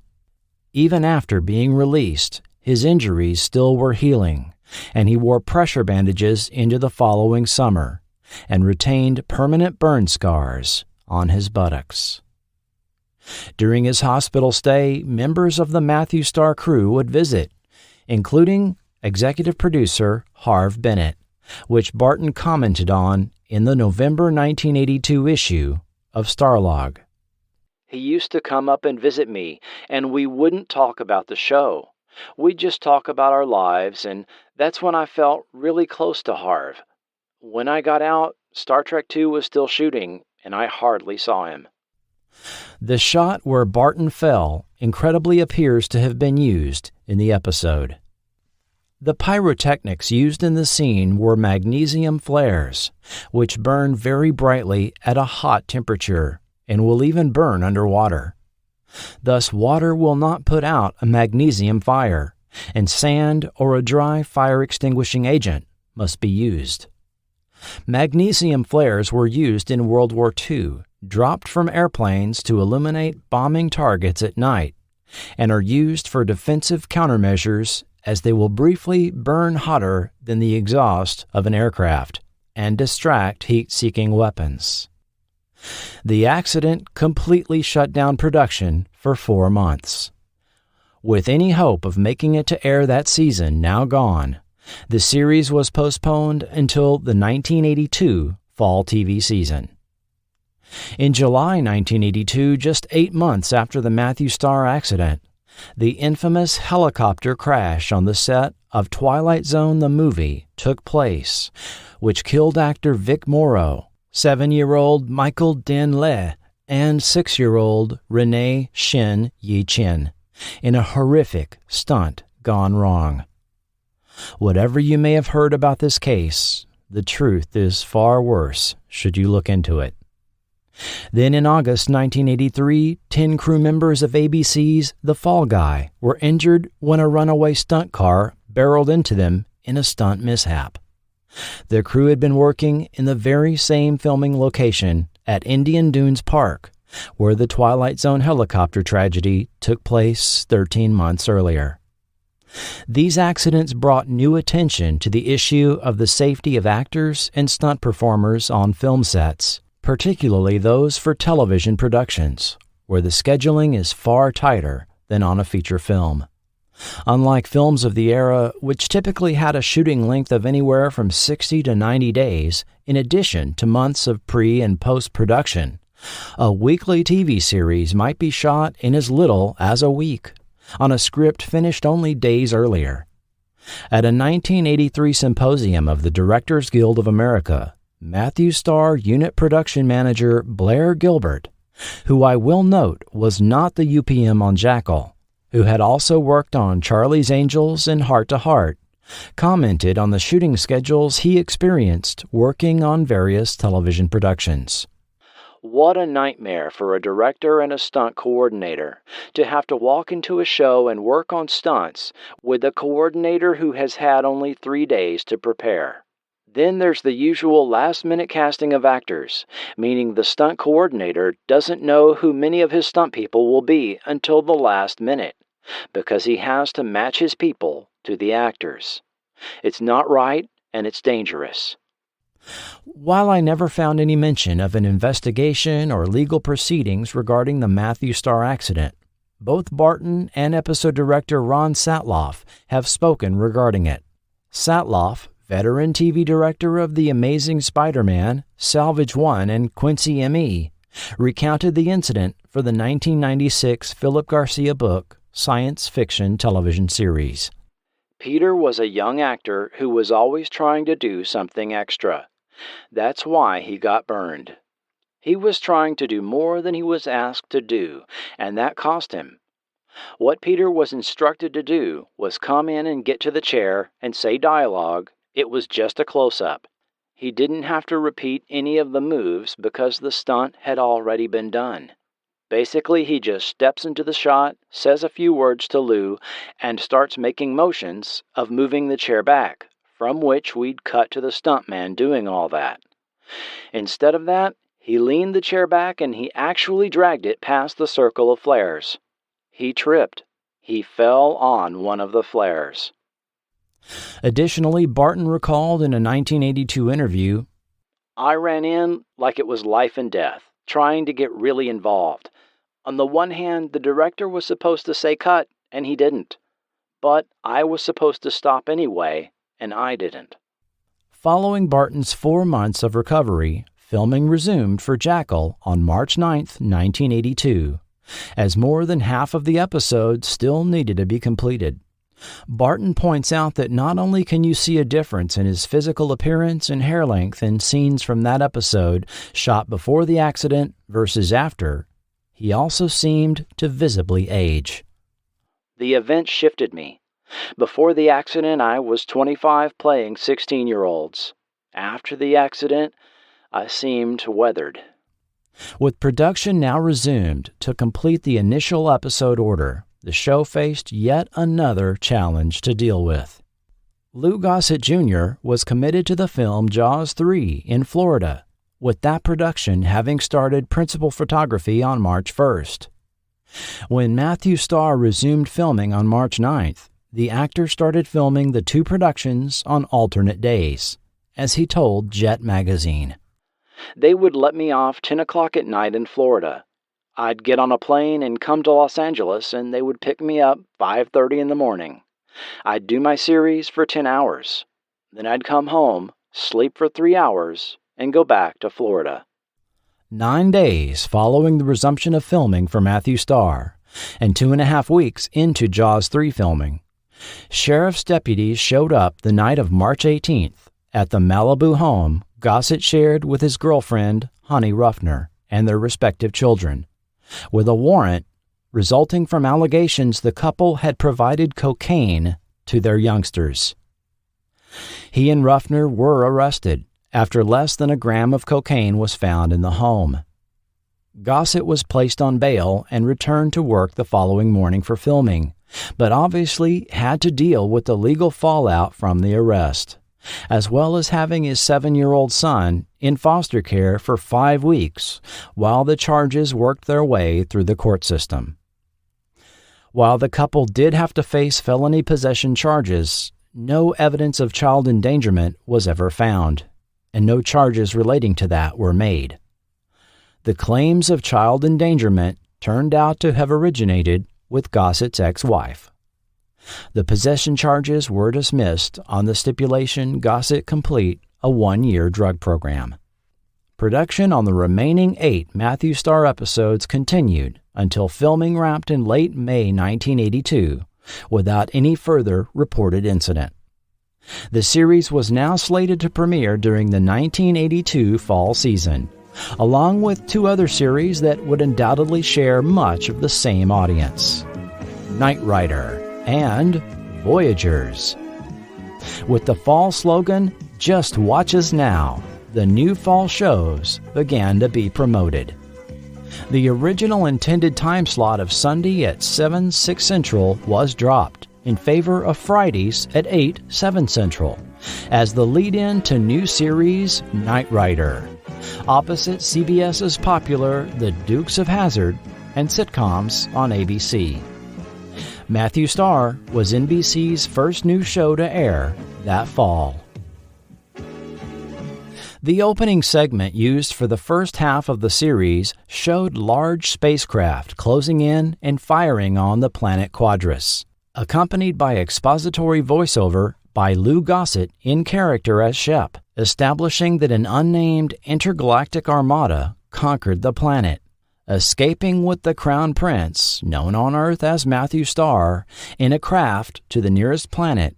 His guardian, Walter Shepard, will train Matthew in the use of his powers until he can one day return and free his people. The spaceship and visual effects in the title sequence are credited to the Fantasy II and Image 3 effects houses, as well as Michael Miner.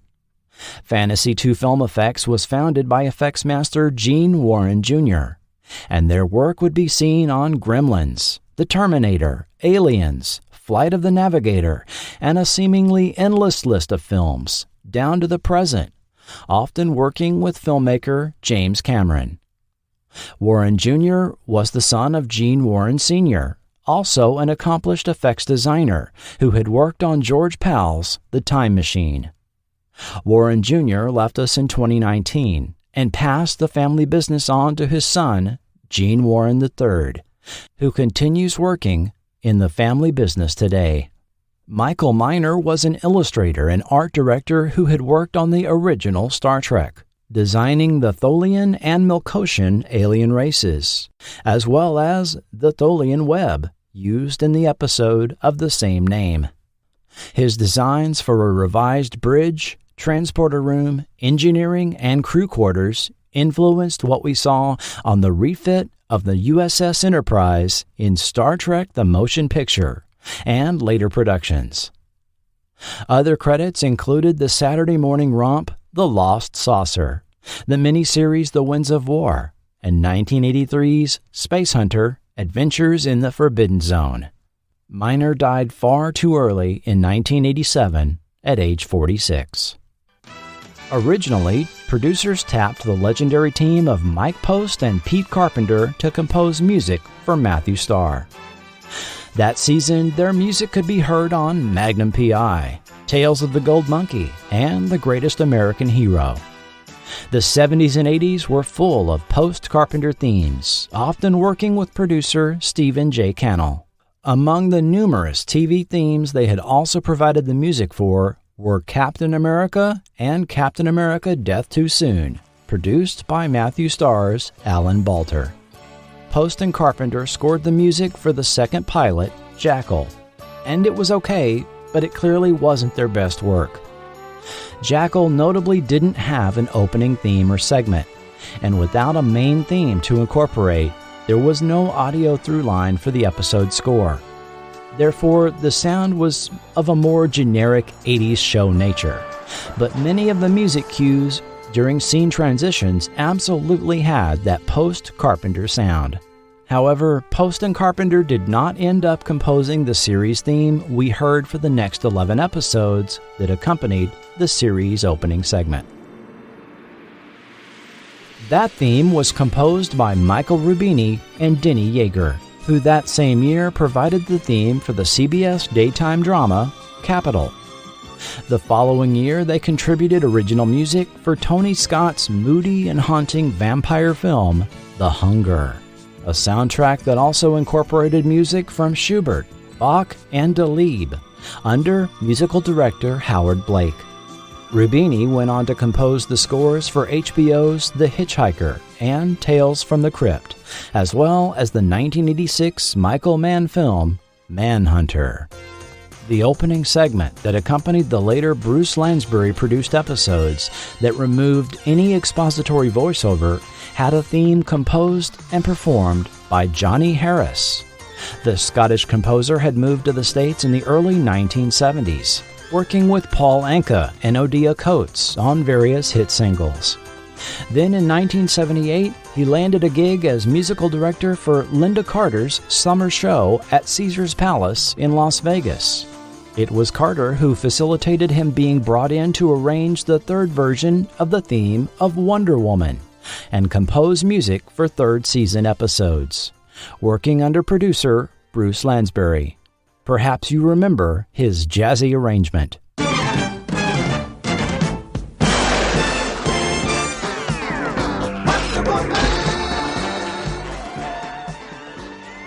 Lansbury then brought him in to provide music for Buck Rogers in the 25th Century, specifically the first 40 seconds of musical underscore that accompanies the William Conrad narration before the Stu Phillips theme kicks in, a theme that should be familiar to forgotten TV listeners.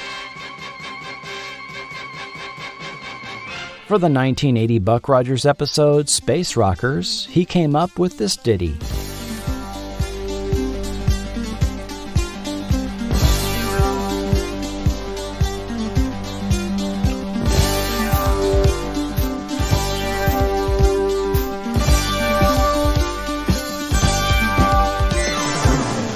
makes you want to pick up your light ropes and boogie. Gamers might also recognize it from the 2004 Rockstar game Grand Theft Auto San Andreas. After Matthew Starr, Harris provided music for some episodes of the short-lived Partners in Crime with Linda Carter and Lonnie Anderson. Harris died in early 2020 at age 87.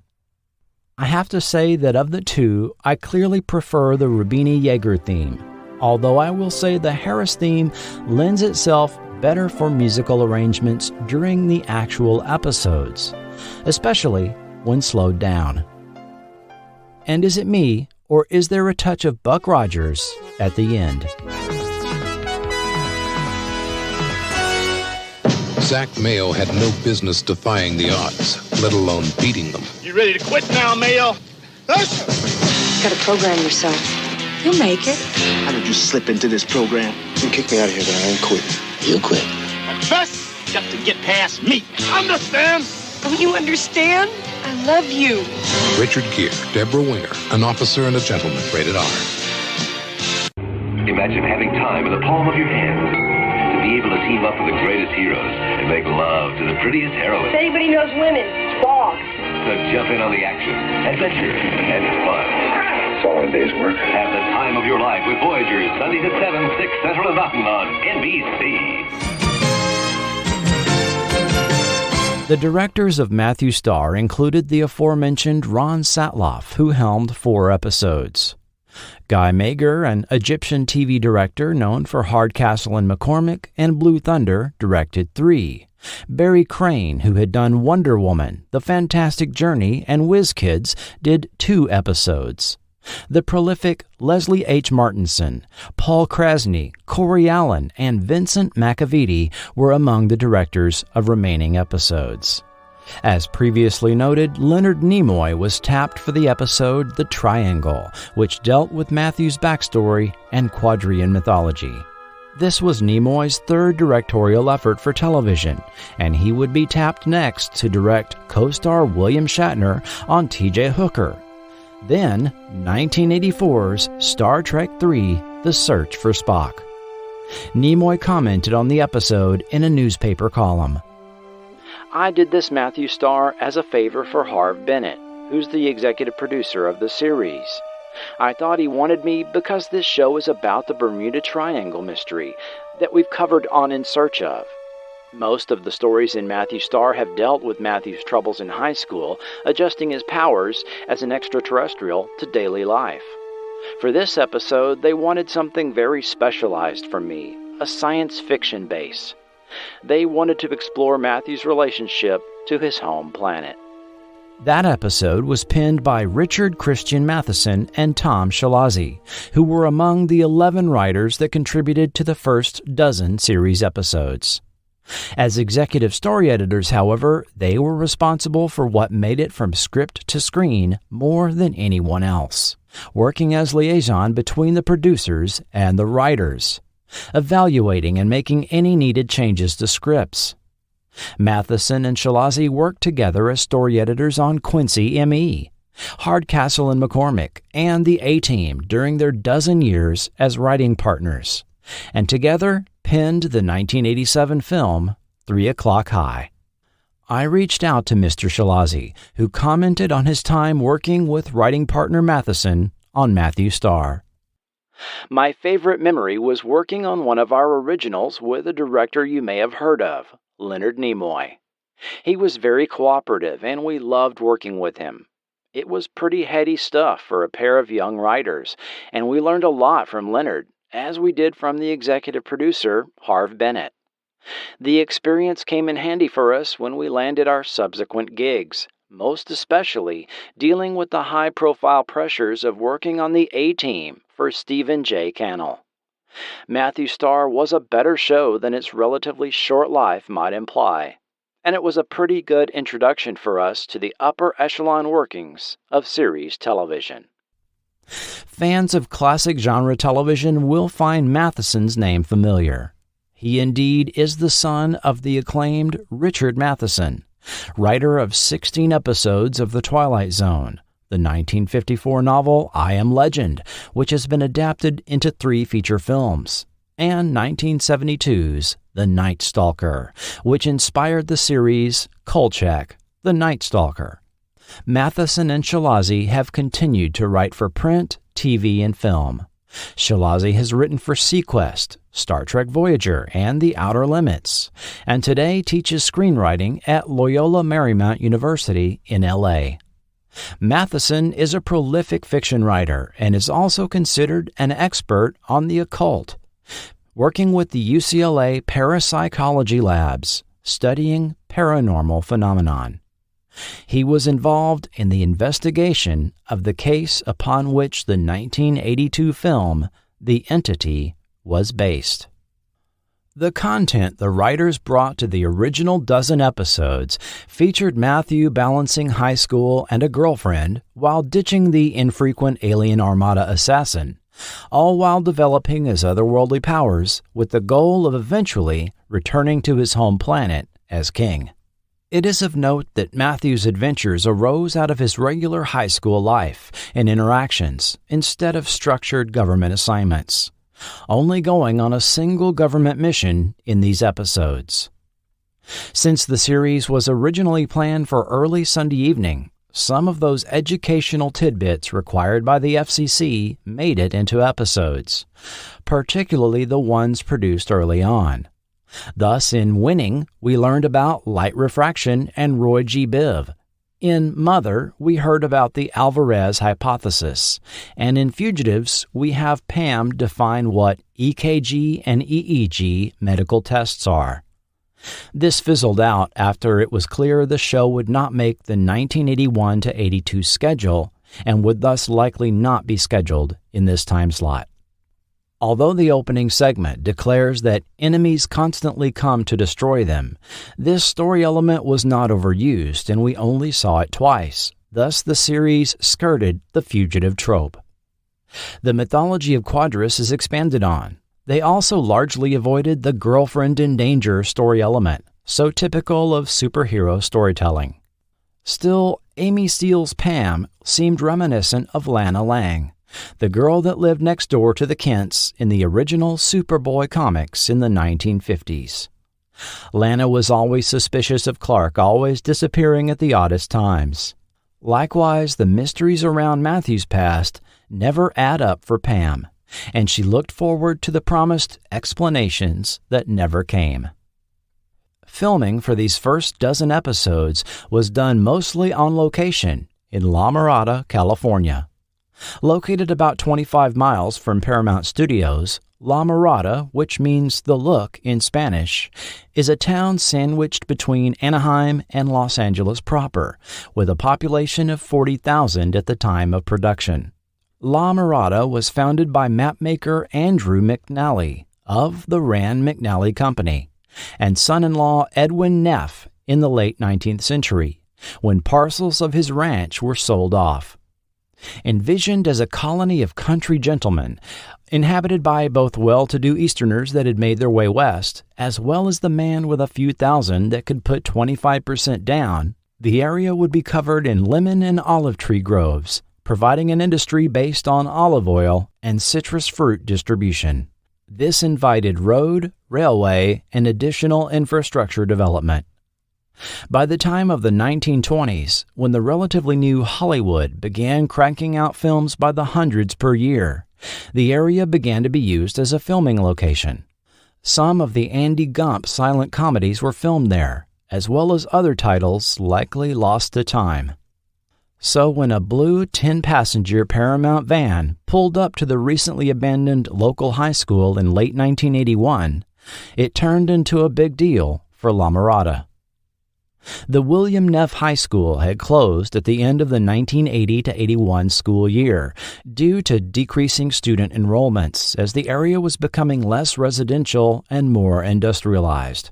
The closed school was thus perfect for filming locations needing a school setting, as it provided a complete campus where crews didn't have to work around the presence of students or faculty. Matthew Starr made extensive use of the location, inside and out. Mock-up signs and banners dubbing it Crest Ridge High School were made up, using the existing Trojans mascot. The same establishing shot of the front of the school was used in nearly every one of the initial dozen episodes seen. They always seem to be having a Trojans versus Tigers game. The Tommy Trojan mascot statue is also prominently visible in several episodes. In late 1982, some scenes for the film Valley Girl were also shot at Neff, and possibly other productions used the location. Neff High School was demolished in the summer of 1983, and the area is now an industrial center used by several freight companies as it is just east of Interstate 5.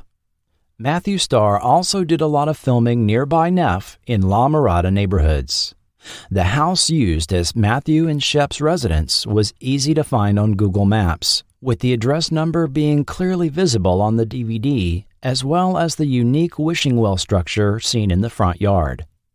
Most TV houses have famously unmatching interiors and exteriors, as normally exteriors are filmed once for establishing shots, while interior scenes for weekly TV are shot on a studio soundstage and have no relation to the interior layout of said home as seen on the show.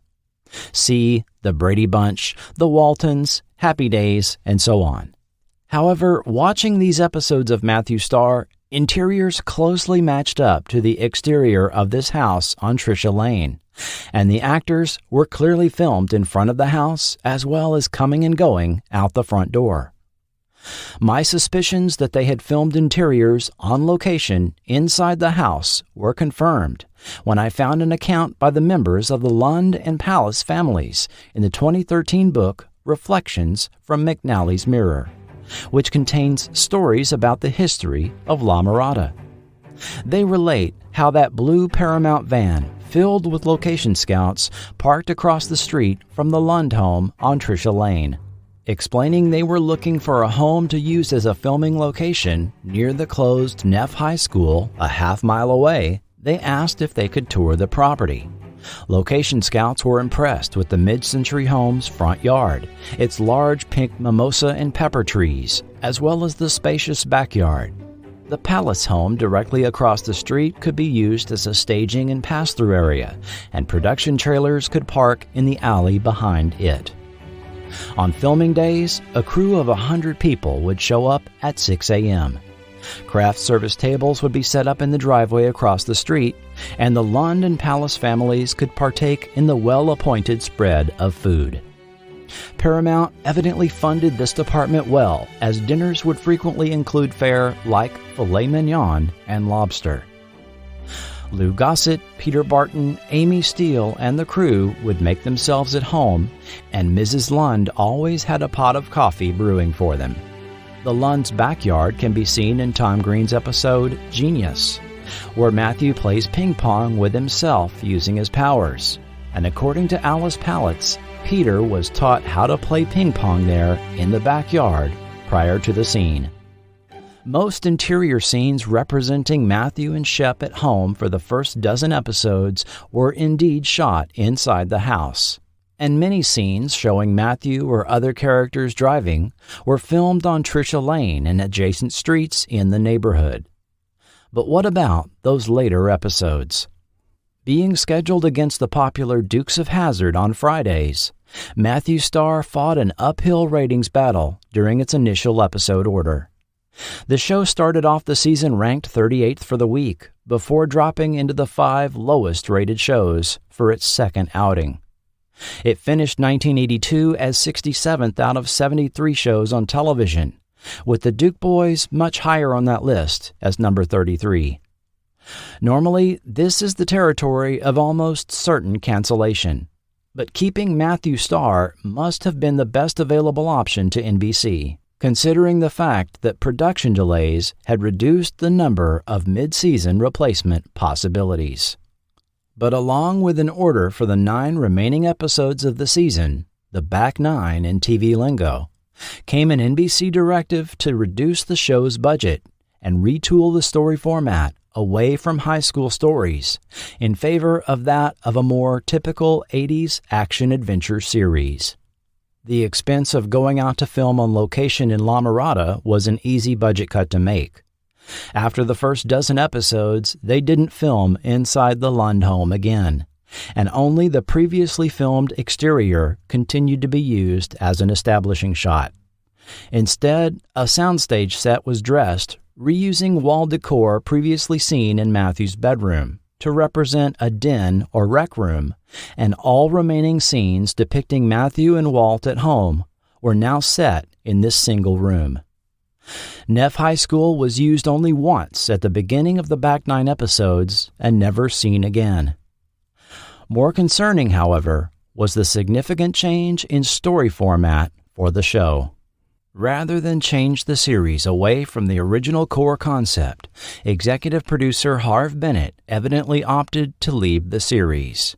NBC pursued Steven D'Souza to return to the series, but he had moved on to Universal and was busy producing the first season of Knight Rider. So, Bruce Lansbury, a producer NBC and Paramount had a history with, was brought in to retool the show. Lansbury had previously been EP of NBC's The Fantastic Journey and Buck Rogers in the 25th Century. He had also gotten a reputation for successfully taking over series from other producers.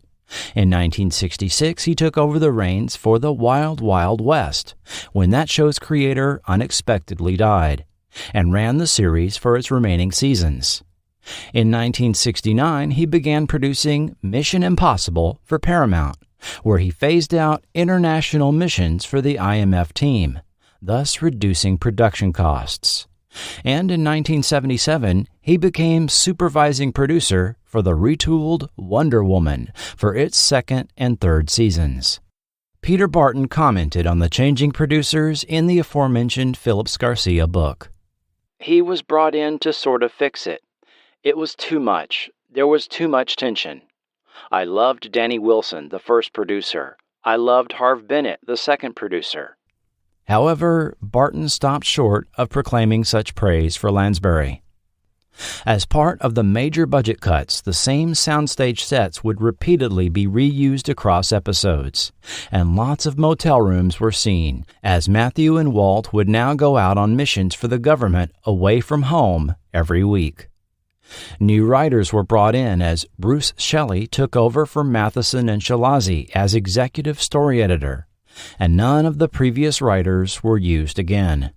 In an episode structure typical to a generic action-adventure series, Act 1 would now often begin showing the events the criminal element were up to that will require Matthew and Walt's intervention, leading into their comm rings flashing and being called in for a mission. A note about the comm ring props. These resembled a jeweled high school class ring that both Matthew and Walt wore, which flashed and made a sound when activated. They obviously only had one working prop, as both rings were never shown to be flashing at the same time. As I mentioned during the episode rundown, the characters also changed. Amy Steele was dropped from the cast as the high school storyline was completely abandoned. Along with Matthew's new powers came changes to his character. With no regular girlfriend, Matthew now came across as a player, and he presented himself as an adult on their missions, flirting and making out with older women, with the new powers that be forgetting or ignoring the fact that he was only supposed to be 16. Lou Gossett's Shep was now called Walt, who suddenly has a host of abilities to do anything the story requires. Fly a plane, be the world's greatest car dealer, expert motorcycle mechanic, the brains behind a bank heist, and so on. Many viewers will agree the changes turned the series into a completely different show, as commented on by Peter Barton. All of a sudden it's I Spy, and here we are. I'm supposed to be Robert Culp and Lou's supposed to be Bill Cosby. It went too far. In the beginning it was like family science fiction, and now we're doing I Spy, which is not what it's supposed to be, and it got too confusing. Steven D'Souza agreed. They went off track in the last 9 episodes of the season. They brought in a government character and created missions for our government. I think that was the mistake for the series. because they severed all their ties to what made the series unique. Yes, the entire backstory, mythology, and reason Matthew was on Earth was forgotten, as his eventual return to Quadras to free his people was never mentioned again. If I may borrow from writer Jason Hink, they may as well have changed the name of the series to Matt and Walt, Secret Agents. The changes failed to improve the ratings, and Matthew Starr finished the season ranked 85th out of 98 shows. After giving the series an entire season run, NBC announced its cancellation in early May 1983. Voyagers, The Devlin Connection, Father Murphy, and Love Sidney would also not be returning. Among NBC's new series announced for fall 1983, Jennifer Slept Here, Manimal, Mr. Smith, The Rousters, and the infamous We Got It Made. NBC was in for another rough season. 5 years after the Matthew Starr series went off the air, U.S. viewers would see the debut of 2 first-run syndicated series that offered their own takes on the teenage superhero concept. Both series would coincidentally debut the first week of October, 1988.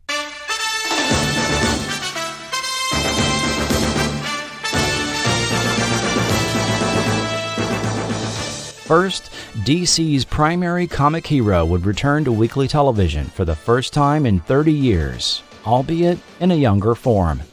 Superboy, brought to the screen by producers Alexander and Ilya Salkind, hit RTVs the week of October 3rd, distributed by Viacom. The Salkinds had previously produced the first 3 Superman films, as well as 1984's Supergirl. The series was part of the 50th anniversary celebration of the Superman character that year. Unable to develop a Superman series, having sold their rights to the Superman character in 1985 to Golan Globus, the Salkinds retained the rights to Superboy and other related characters, and settled for the next best thing. Established separate from both their own movie series as well as comic book continuity, which had erased the Superboy character with John Byrne's Man of Steel reboot, the series harked back to the earlier Silver Age, when the Superboy comics explored Superman's younger days in Smallville, Kansas. The series presented an updated Clark Kent, Lana Lang, and Lex Luthor attending Schuster University in present-day 1988, and the introduction of Superboy to the world. Early episodes were rough, low budget, and suffered from being shown out of production order.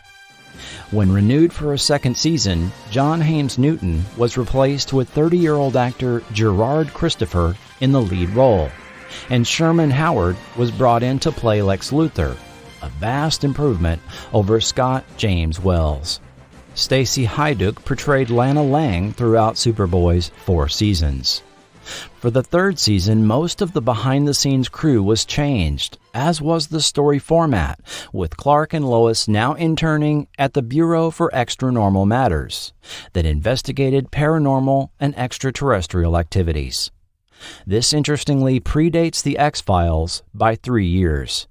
The series was, well, comic booky and uneven, with director David Nutter partially attributing this to the difficulty of writing for the 30-minute format. But some interesting stories were presented, and several established comic book writers wrote for the series, such as Mike Carlin, Cary Bates, and Denny O'Neil. Production values and writing also greatly improved over the course of the series.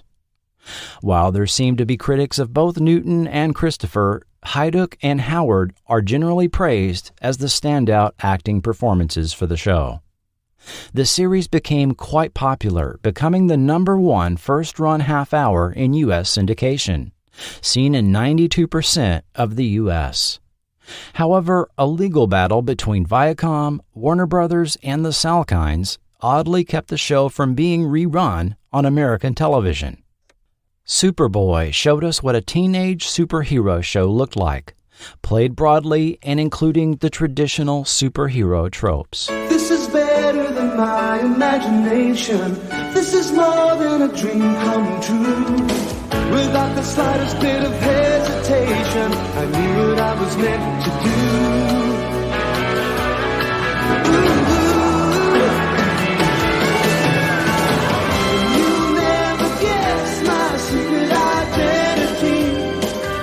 The same week Superboy debuted, the Canadian-produced My Secret Identity also hit weekly syndication in the U.S., distributed by Universal Television. Created by writer-producers Brian Levant and Fred Fox Jr., the target audience for the 30-minute lighthearted adventure was clear, as it was co-produced by Scholastic Films and aired in many U.S. markets on Saturdays in a daytime programming block, often alongside shows like Superboy and Out of This World. TV had entered a golden age of first-run syndication, much of it spurred by the success of Paramount's Star Trek: The Next Generation, and you could spend most of your Saturday watching first-run, off-network programming. The Monsters Today, War of the Worlds, Freddy's Nightmares, Monsters, Friday the 13th the series, and so on. Many students might recall first hearing about the show at school via Scholastic News or picking up the paperback adaptation. In the show, 14-year-old Andrew, played by a post-Stand By Me Jerry O'Connell, who at age 13 while filming the pilot had lost quite a bit of his childhood chubbiness, lives next door to his friend, experimental scientist Dr. Jeffcoat. One day, Andrew is struck by a gamma-ray beam in Jeffcoat's lab and develops the superpowers of invulnerability, super speed, and the ability to levitate. Being a total comic book nerd, Andrew takes a super oath and dubs himself Ultraman. Subtle it wasn't, but the show picked a tone and earnestly stuck with it throughout its first season. Andrew's developing powers were a clear metaphor for puberty, especially in early episodes.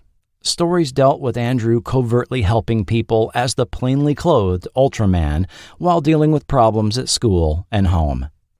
The series underwent a minor tonal shift for its second season as star Jerry O'Connell began emerging as a muscular teen hunk.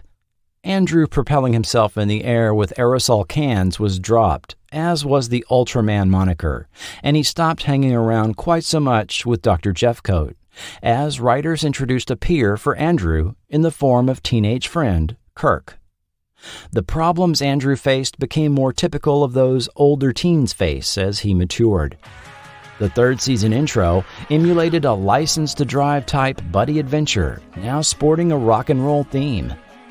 Andrew also traded his bicycle for fast cars, windsurfing, and motorbikes.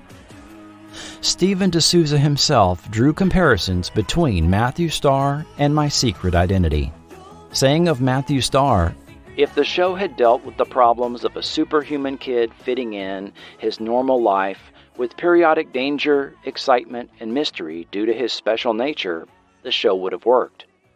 They showed the lighter approach with My Secret Identity. It was comedic, not quite a sitcom. It had a lighter touch, but it was exactly that idea."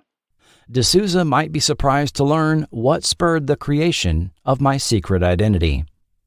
Co-creator Brian Levant just recently related to entertainment website Joe Blow that the origins of My Secret Identity ironically came out of a conversation with none other than NBC's Brandon Tartikoff when discussing show concepts the network would be favorable to develop. One of them was, I want something like Back to the Future with a kid and a scientist or an adult figure, and immediately I kind of thought of myself at 10 and starting to be an avid comic collector and how into it I was. And I thought to myself, what if a kid whose dream came true, who somehow developed powers and abilities, and it jumped out and formed kind of easily in my head? Of course, Levant and Fox ended up developing the series with Universal and Sunrise Films for Canada's CTV and first-run syndication, and not for U.S. network TV.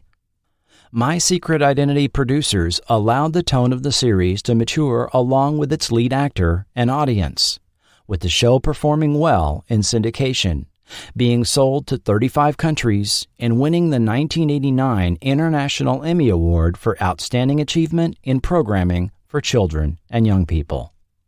Back in late 1982, on the other hand, NBC, either oblivious to or choosing to ignore the original target audience of Matthew Starr, chose to go the opposite direction in a misguided effort to broaden the appeal of the show to a more adult audience.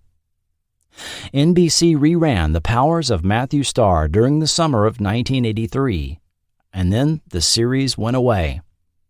Other than it airing in Australia in 1985, I can't find records of any other reruns. Until the launch of a certain cable network. The future of television arrives September 24th. Sci-Fi Channel. When the Sci-Fi Channel launched, Matthew Starr returned September 24th, 1992, almost exactly a decade after its initial premiere. Sci-Fi ended up running the series for several years. It was later run by TV Land and more recently by Nostalgia Network, MeTV. Unfortunately, the series is not fondly remembered by everyone. In 2002, TV Guide named it 22nd on their list of the 50 worst TV shows of all time. By their ranking, that made it worse than Supertrain, Pink Lady and Jeff, 1992's Whoops, and 1972's Me and the Chimp. We've talked about this list before. Aftermath, Hello Larry, and Manimal make the top 15. Still, a few years ago, Matthew Starr was released on DVD in its entirety by Boutique Studio VEI, the same studio that released Angie, The Immortal, The Bad News Bears, as well as classic established hits like Baywatch and Cagney and Lacey. It is still in print at time of this recording, available as either a standalone release or as part of a 6 sci-fi TV series collection that also includes the 1970 series, The Immortal. To cap off our Matthew Starr timeline, I present this oddity. In 2017, noted speculative fiction writer Harlan Ellison's authorized biography, A Lit Fuse, was released. We've talked about Harlan Ellison before. You might recall Ellison and writing partner Ben Bova sued ABC and Paramount Pictures in 1980 over the origins of the series Future Cop, which is thoroughly discussed in podcast episode 31. At a time when no writer had ever successfully sued a Hollywood studio over plagiarism, Ellison and Bova won a landmark judgment against the defendants, with a jury finding the series infringed on the Brillo teleplay the pair had previously shopped to ABC. In Chapter 8 of A Lit Fuse, you can read this account. Shortly after the Brillo settlement, Ellison had another cause to go up against Paramount. His pilot script for The Other Place, which he had written for Universal, turned up at Paramount. "This was a lawsuit I didn't have to bring," he says. "It was a fantasy for which I wrote the pilot and the show Bible. It was never published until Fantagraphics magazine published my treatment. It was about a young prince from another dimension who flees, gets into our time, and monsters come after him through the same rift, and he fights them off. This was not time travel, this was dimensional travel. Paramount ripped it off shortly after I had won the Brillo suit. I saw one episode of it. I called my attorney. He called over to Paramount and sent the evidence.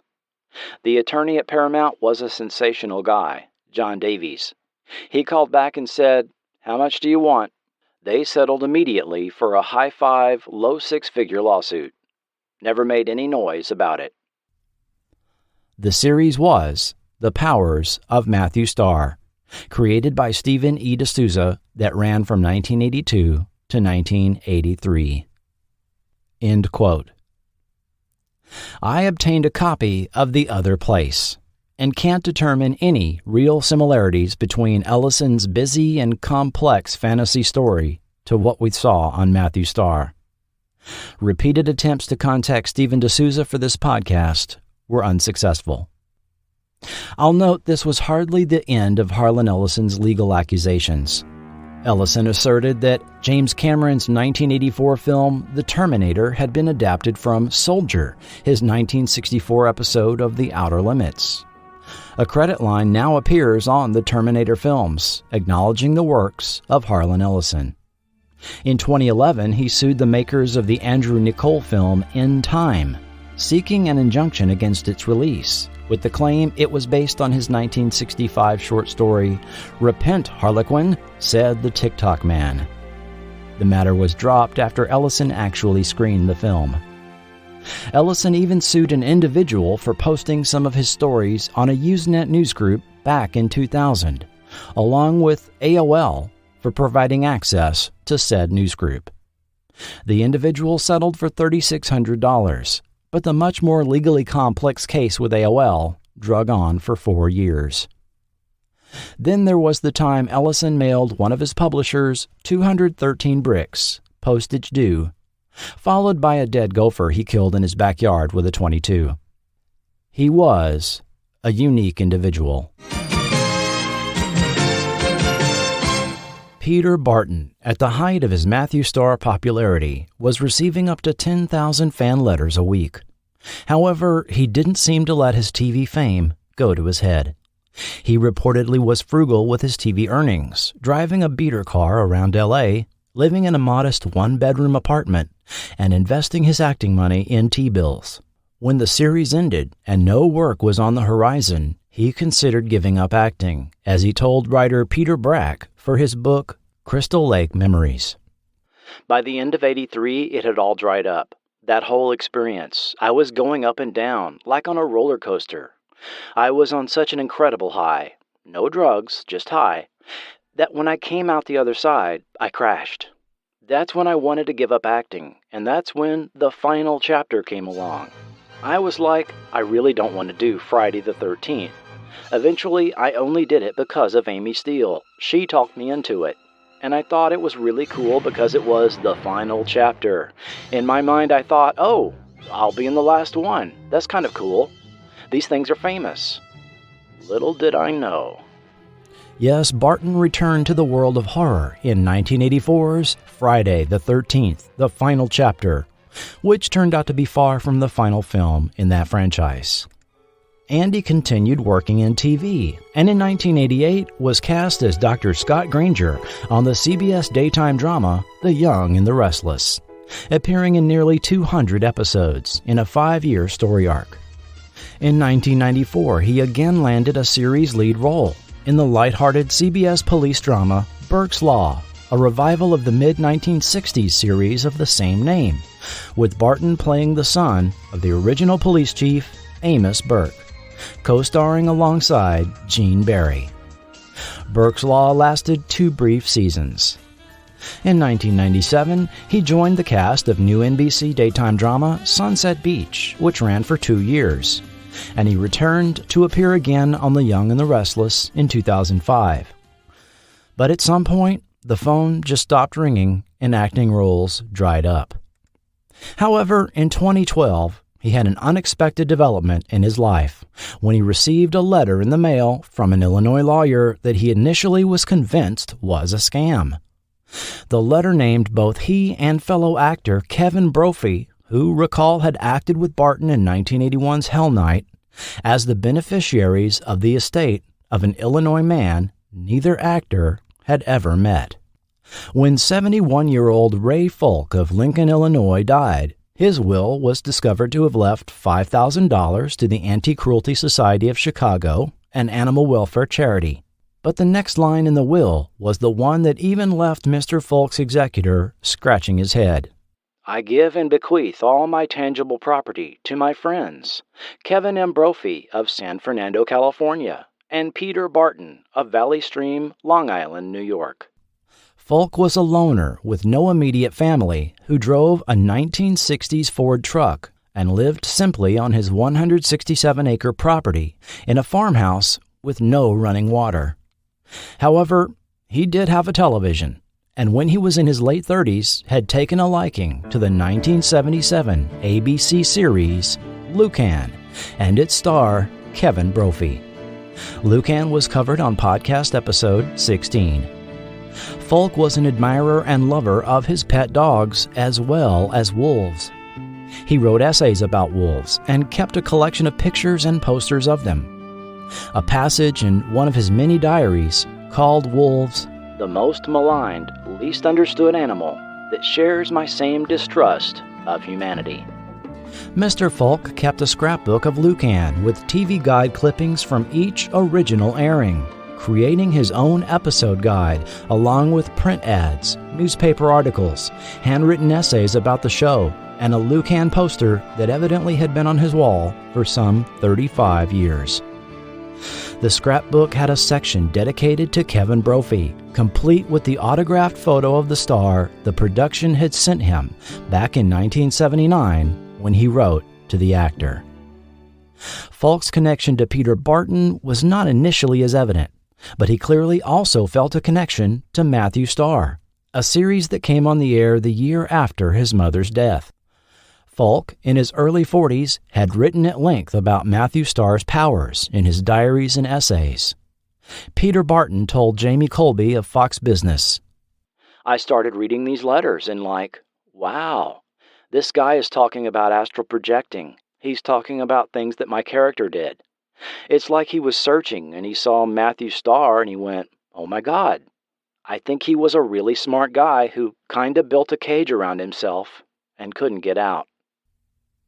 Ray Falk's estate ended up amounting to $1.3 million, split between the two actors. Barton and Brophy both visited Lincoln and hosted a fundraiser for Mr. Falk's favorite animal charity.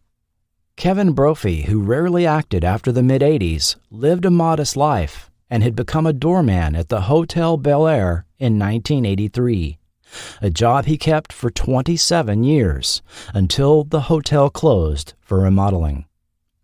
1 year after the inheritance, he was diagnosed with colorectal cancer, and the funds paid for the top medical care that saved his life. Today, Kevin Brophy is again a doorman, now at the swanky Lux Hotel on Rodeo Drive. The funds enabled Peter Barton to resolve a family living situation and be financially secure enough to retire from acting. As of a few years ago, Barton and Brophy were shopping their strange inheritance story to producers for potential development into a feature film, with the working title, The Wild Man. In 1983, 3 days after the last regular Matthew Starr episode aired, Lou Gossett Jr. became the first African-American to win an Academy Award for Best Supporting Actor for An Officer and a Gentleman. Post-Matthew Starr, fans have enjoyed his appearances on films like Enemy Mine, The Iron Eagle series, Firewalker, and Toy Soldiers. In the late 1990s, however, after turning 60, his health deteriorated to the point he was told he had 6 months to live. In 2001, it was discovered his Malibu home had a serious infestation of toxic mold, impacting his health, but he was also forced to finally come to terms with his long-time cocaine habit, as well as alcoholism, in 2004. He checked into rehab and became a born-again Christian, living drug and alcohol-free ever since. He relates many of the details of his life in his autobiography, An Actor and a Gentleman, published in 2010. Today, the 85-year-old actor is a survivor of both prostate cancer and COVID-19 and is still working. He most recently has been seen on the HBO series Watchmen, as well as in quite a number of faith-based films, and in the film 3 Months, now streaming on Paramount+. He is listed in the cast for an incredible 10 films, currently in various stages of production. In the 1983 fall season, Amy Steele starred in the cast of the NBC military drama For Love and Honor, which ran 13 episodes. She returned to the world of horror in 1986's April Fool's Day and continued to act in guest-starring roles on television. She reportedly auditioned for the role of Maggie O'Connell on the hit 90s series Northern Exposure, but the role went to Janine Turner. After only about 20 television roles throughout the 90s, Amy Steele changed course and became a marriage and family therapist with a practice in the greater LA area. Forever connected to the Friday the 13th franchise, she also makes time for fans at various horror conventions held across the country. Steven D'Souza, who had written almost exclusively for television up to the time of Matthew Starr, wrote a string of motion pictures in the 1980s you may have heard of, including 48 Hours, Commando, The Running Man, as well as the mega hit Die Hard. His successful film writing streak continued into the 90s, and his films have earned over $2 billion at the box office. Robert Earl, following filming of the initial episode order, went on to produce the fantasy series Wizards and Warriors, which aired on rival network CBS as a mid-season replacement in early 1983, running concurrently with Matthew Starr. He also served as a creative consultant for Manimal. Earl left the entertainment industry, however, moving away from California and focusing more on his work as a speaker on the recovery circuit, writing 2 books about his personal journey. Robert Earl died in 2018 at age 82. Producers Harve Bennett and Bruce Lansbury have also left us in 2015 and 2017, respectively, having lived into their mid-80s. Superboy and My Secret Identity were hardly the last time we saw young heroes with incredible powers in popular entertainment. In 2001, Superman's formative teenage years were again explored in Smallville. Clark Kent was played by Tom Welling, with Kristen Kriek as Lana Lang on the series, which lasted an incredible 10 seasons, with Welling being 34 by series end.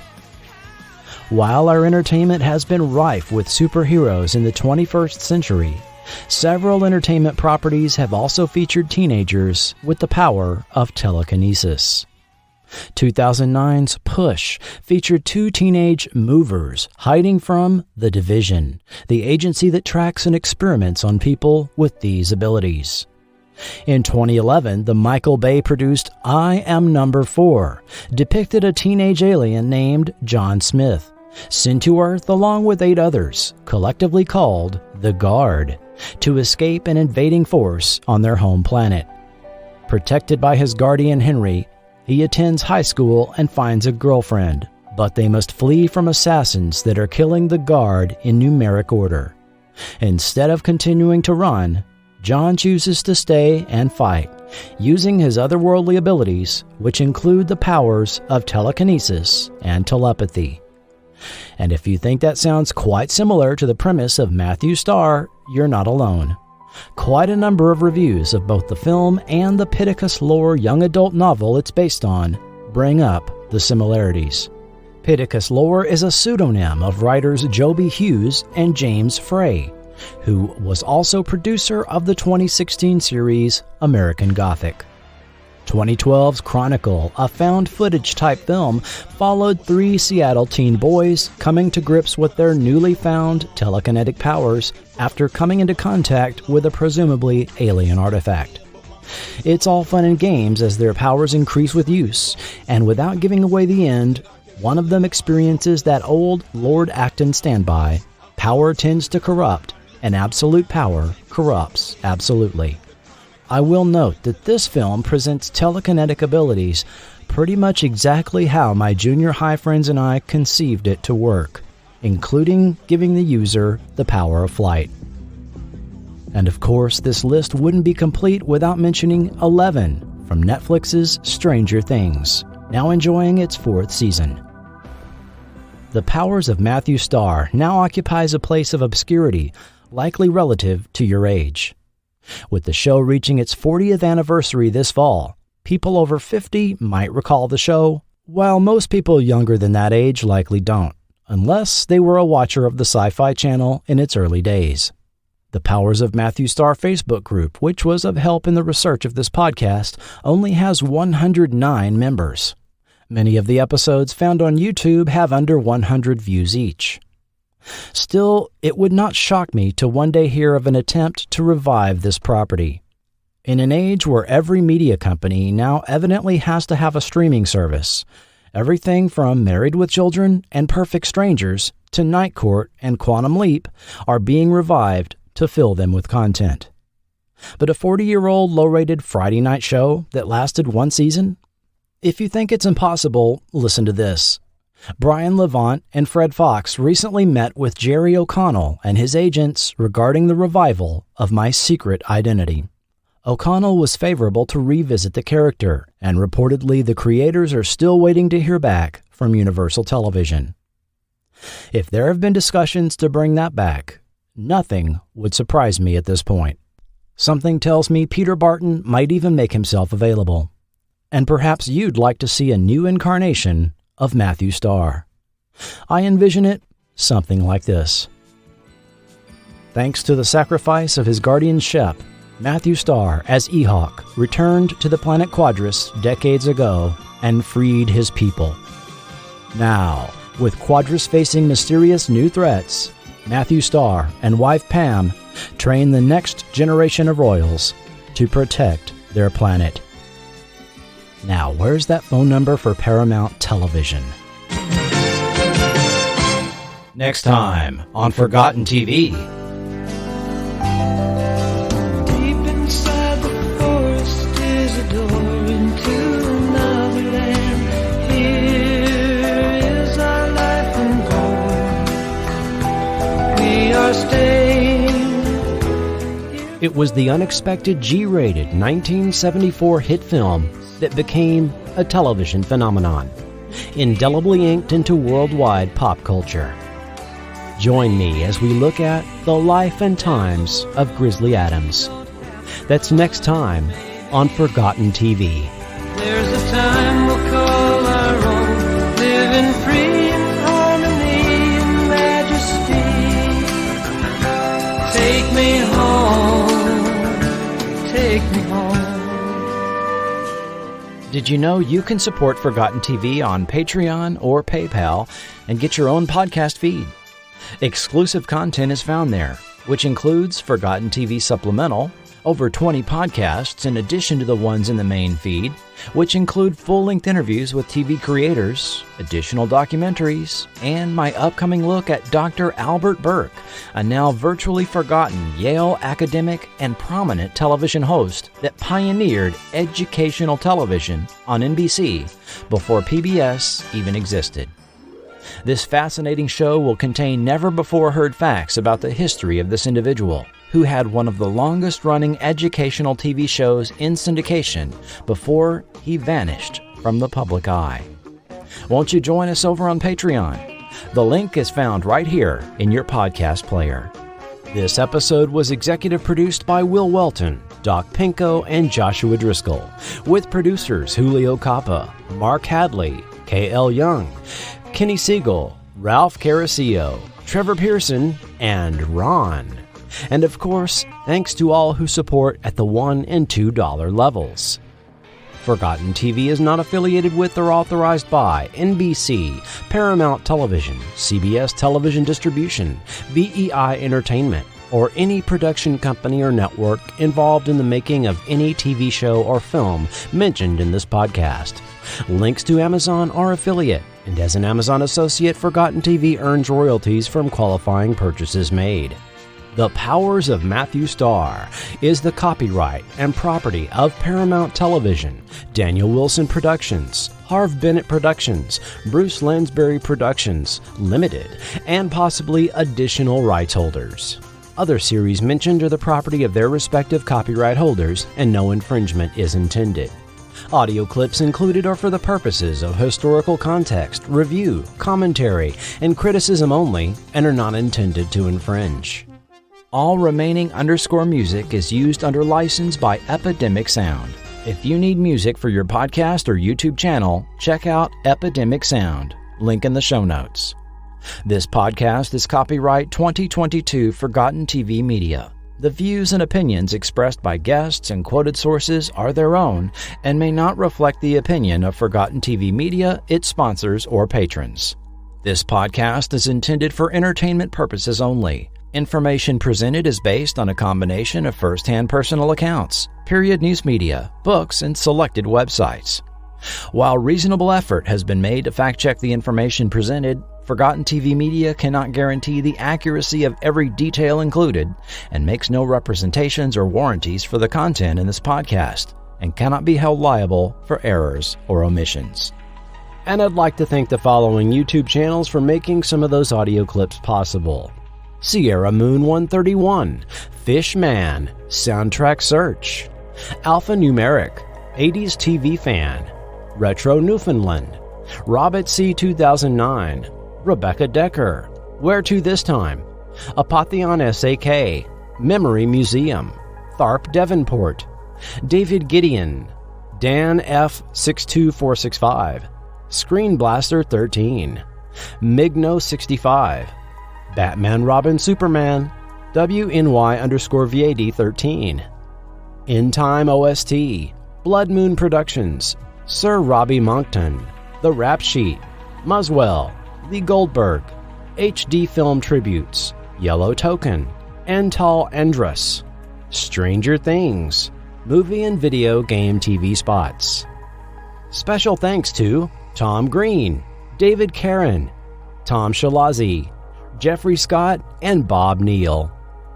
Additional research by Jason Hink, James Carter of StarringTheComputer.com, Joe Stuber of the Comic Book Central podcast, and Ray Caspio and Paul K. Bisson of Satin Tights, a Wonder Woman podcast, as well as the gang at William Neff High School alumni Facebook group that shared details: Natalie Garcia, Dennis Murphy, Tom Jaycox, Tanya Clark, Sabrina Goodson, Tracy Painter, and Sherry Morton.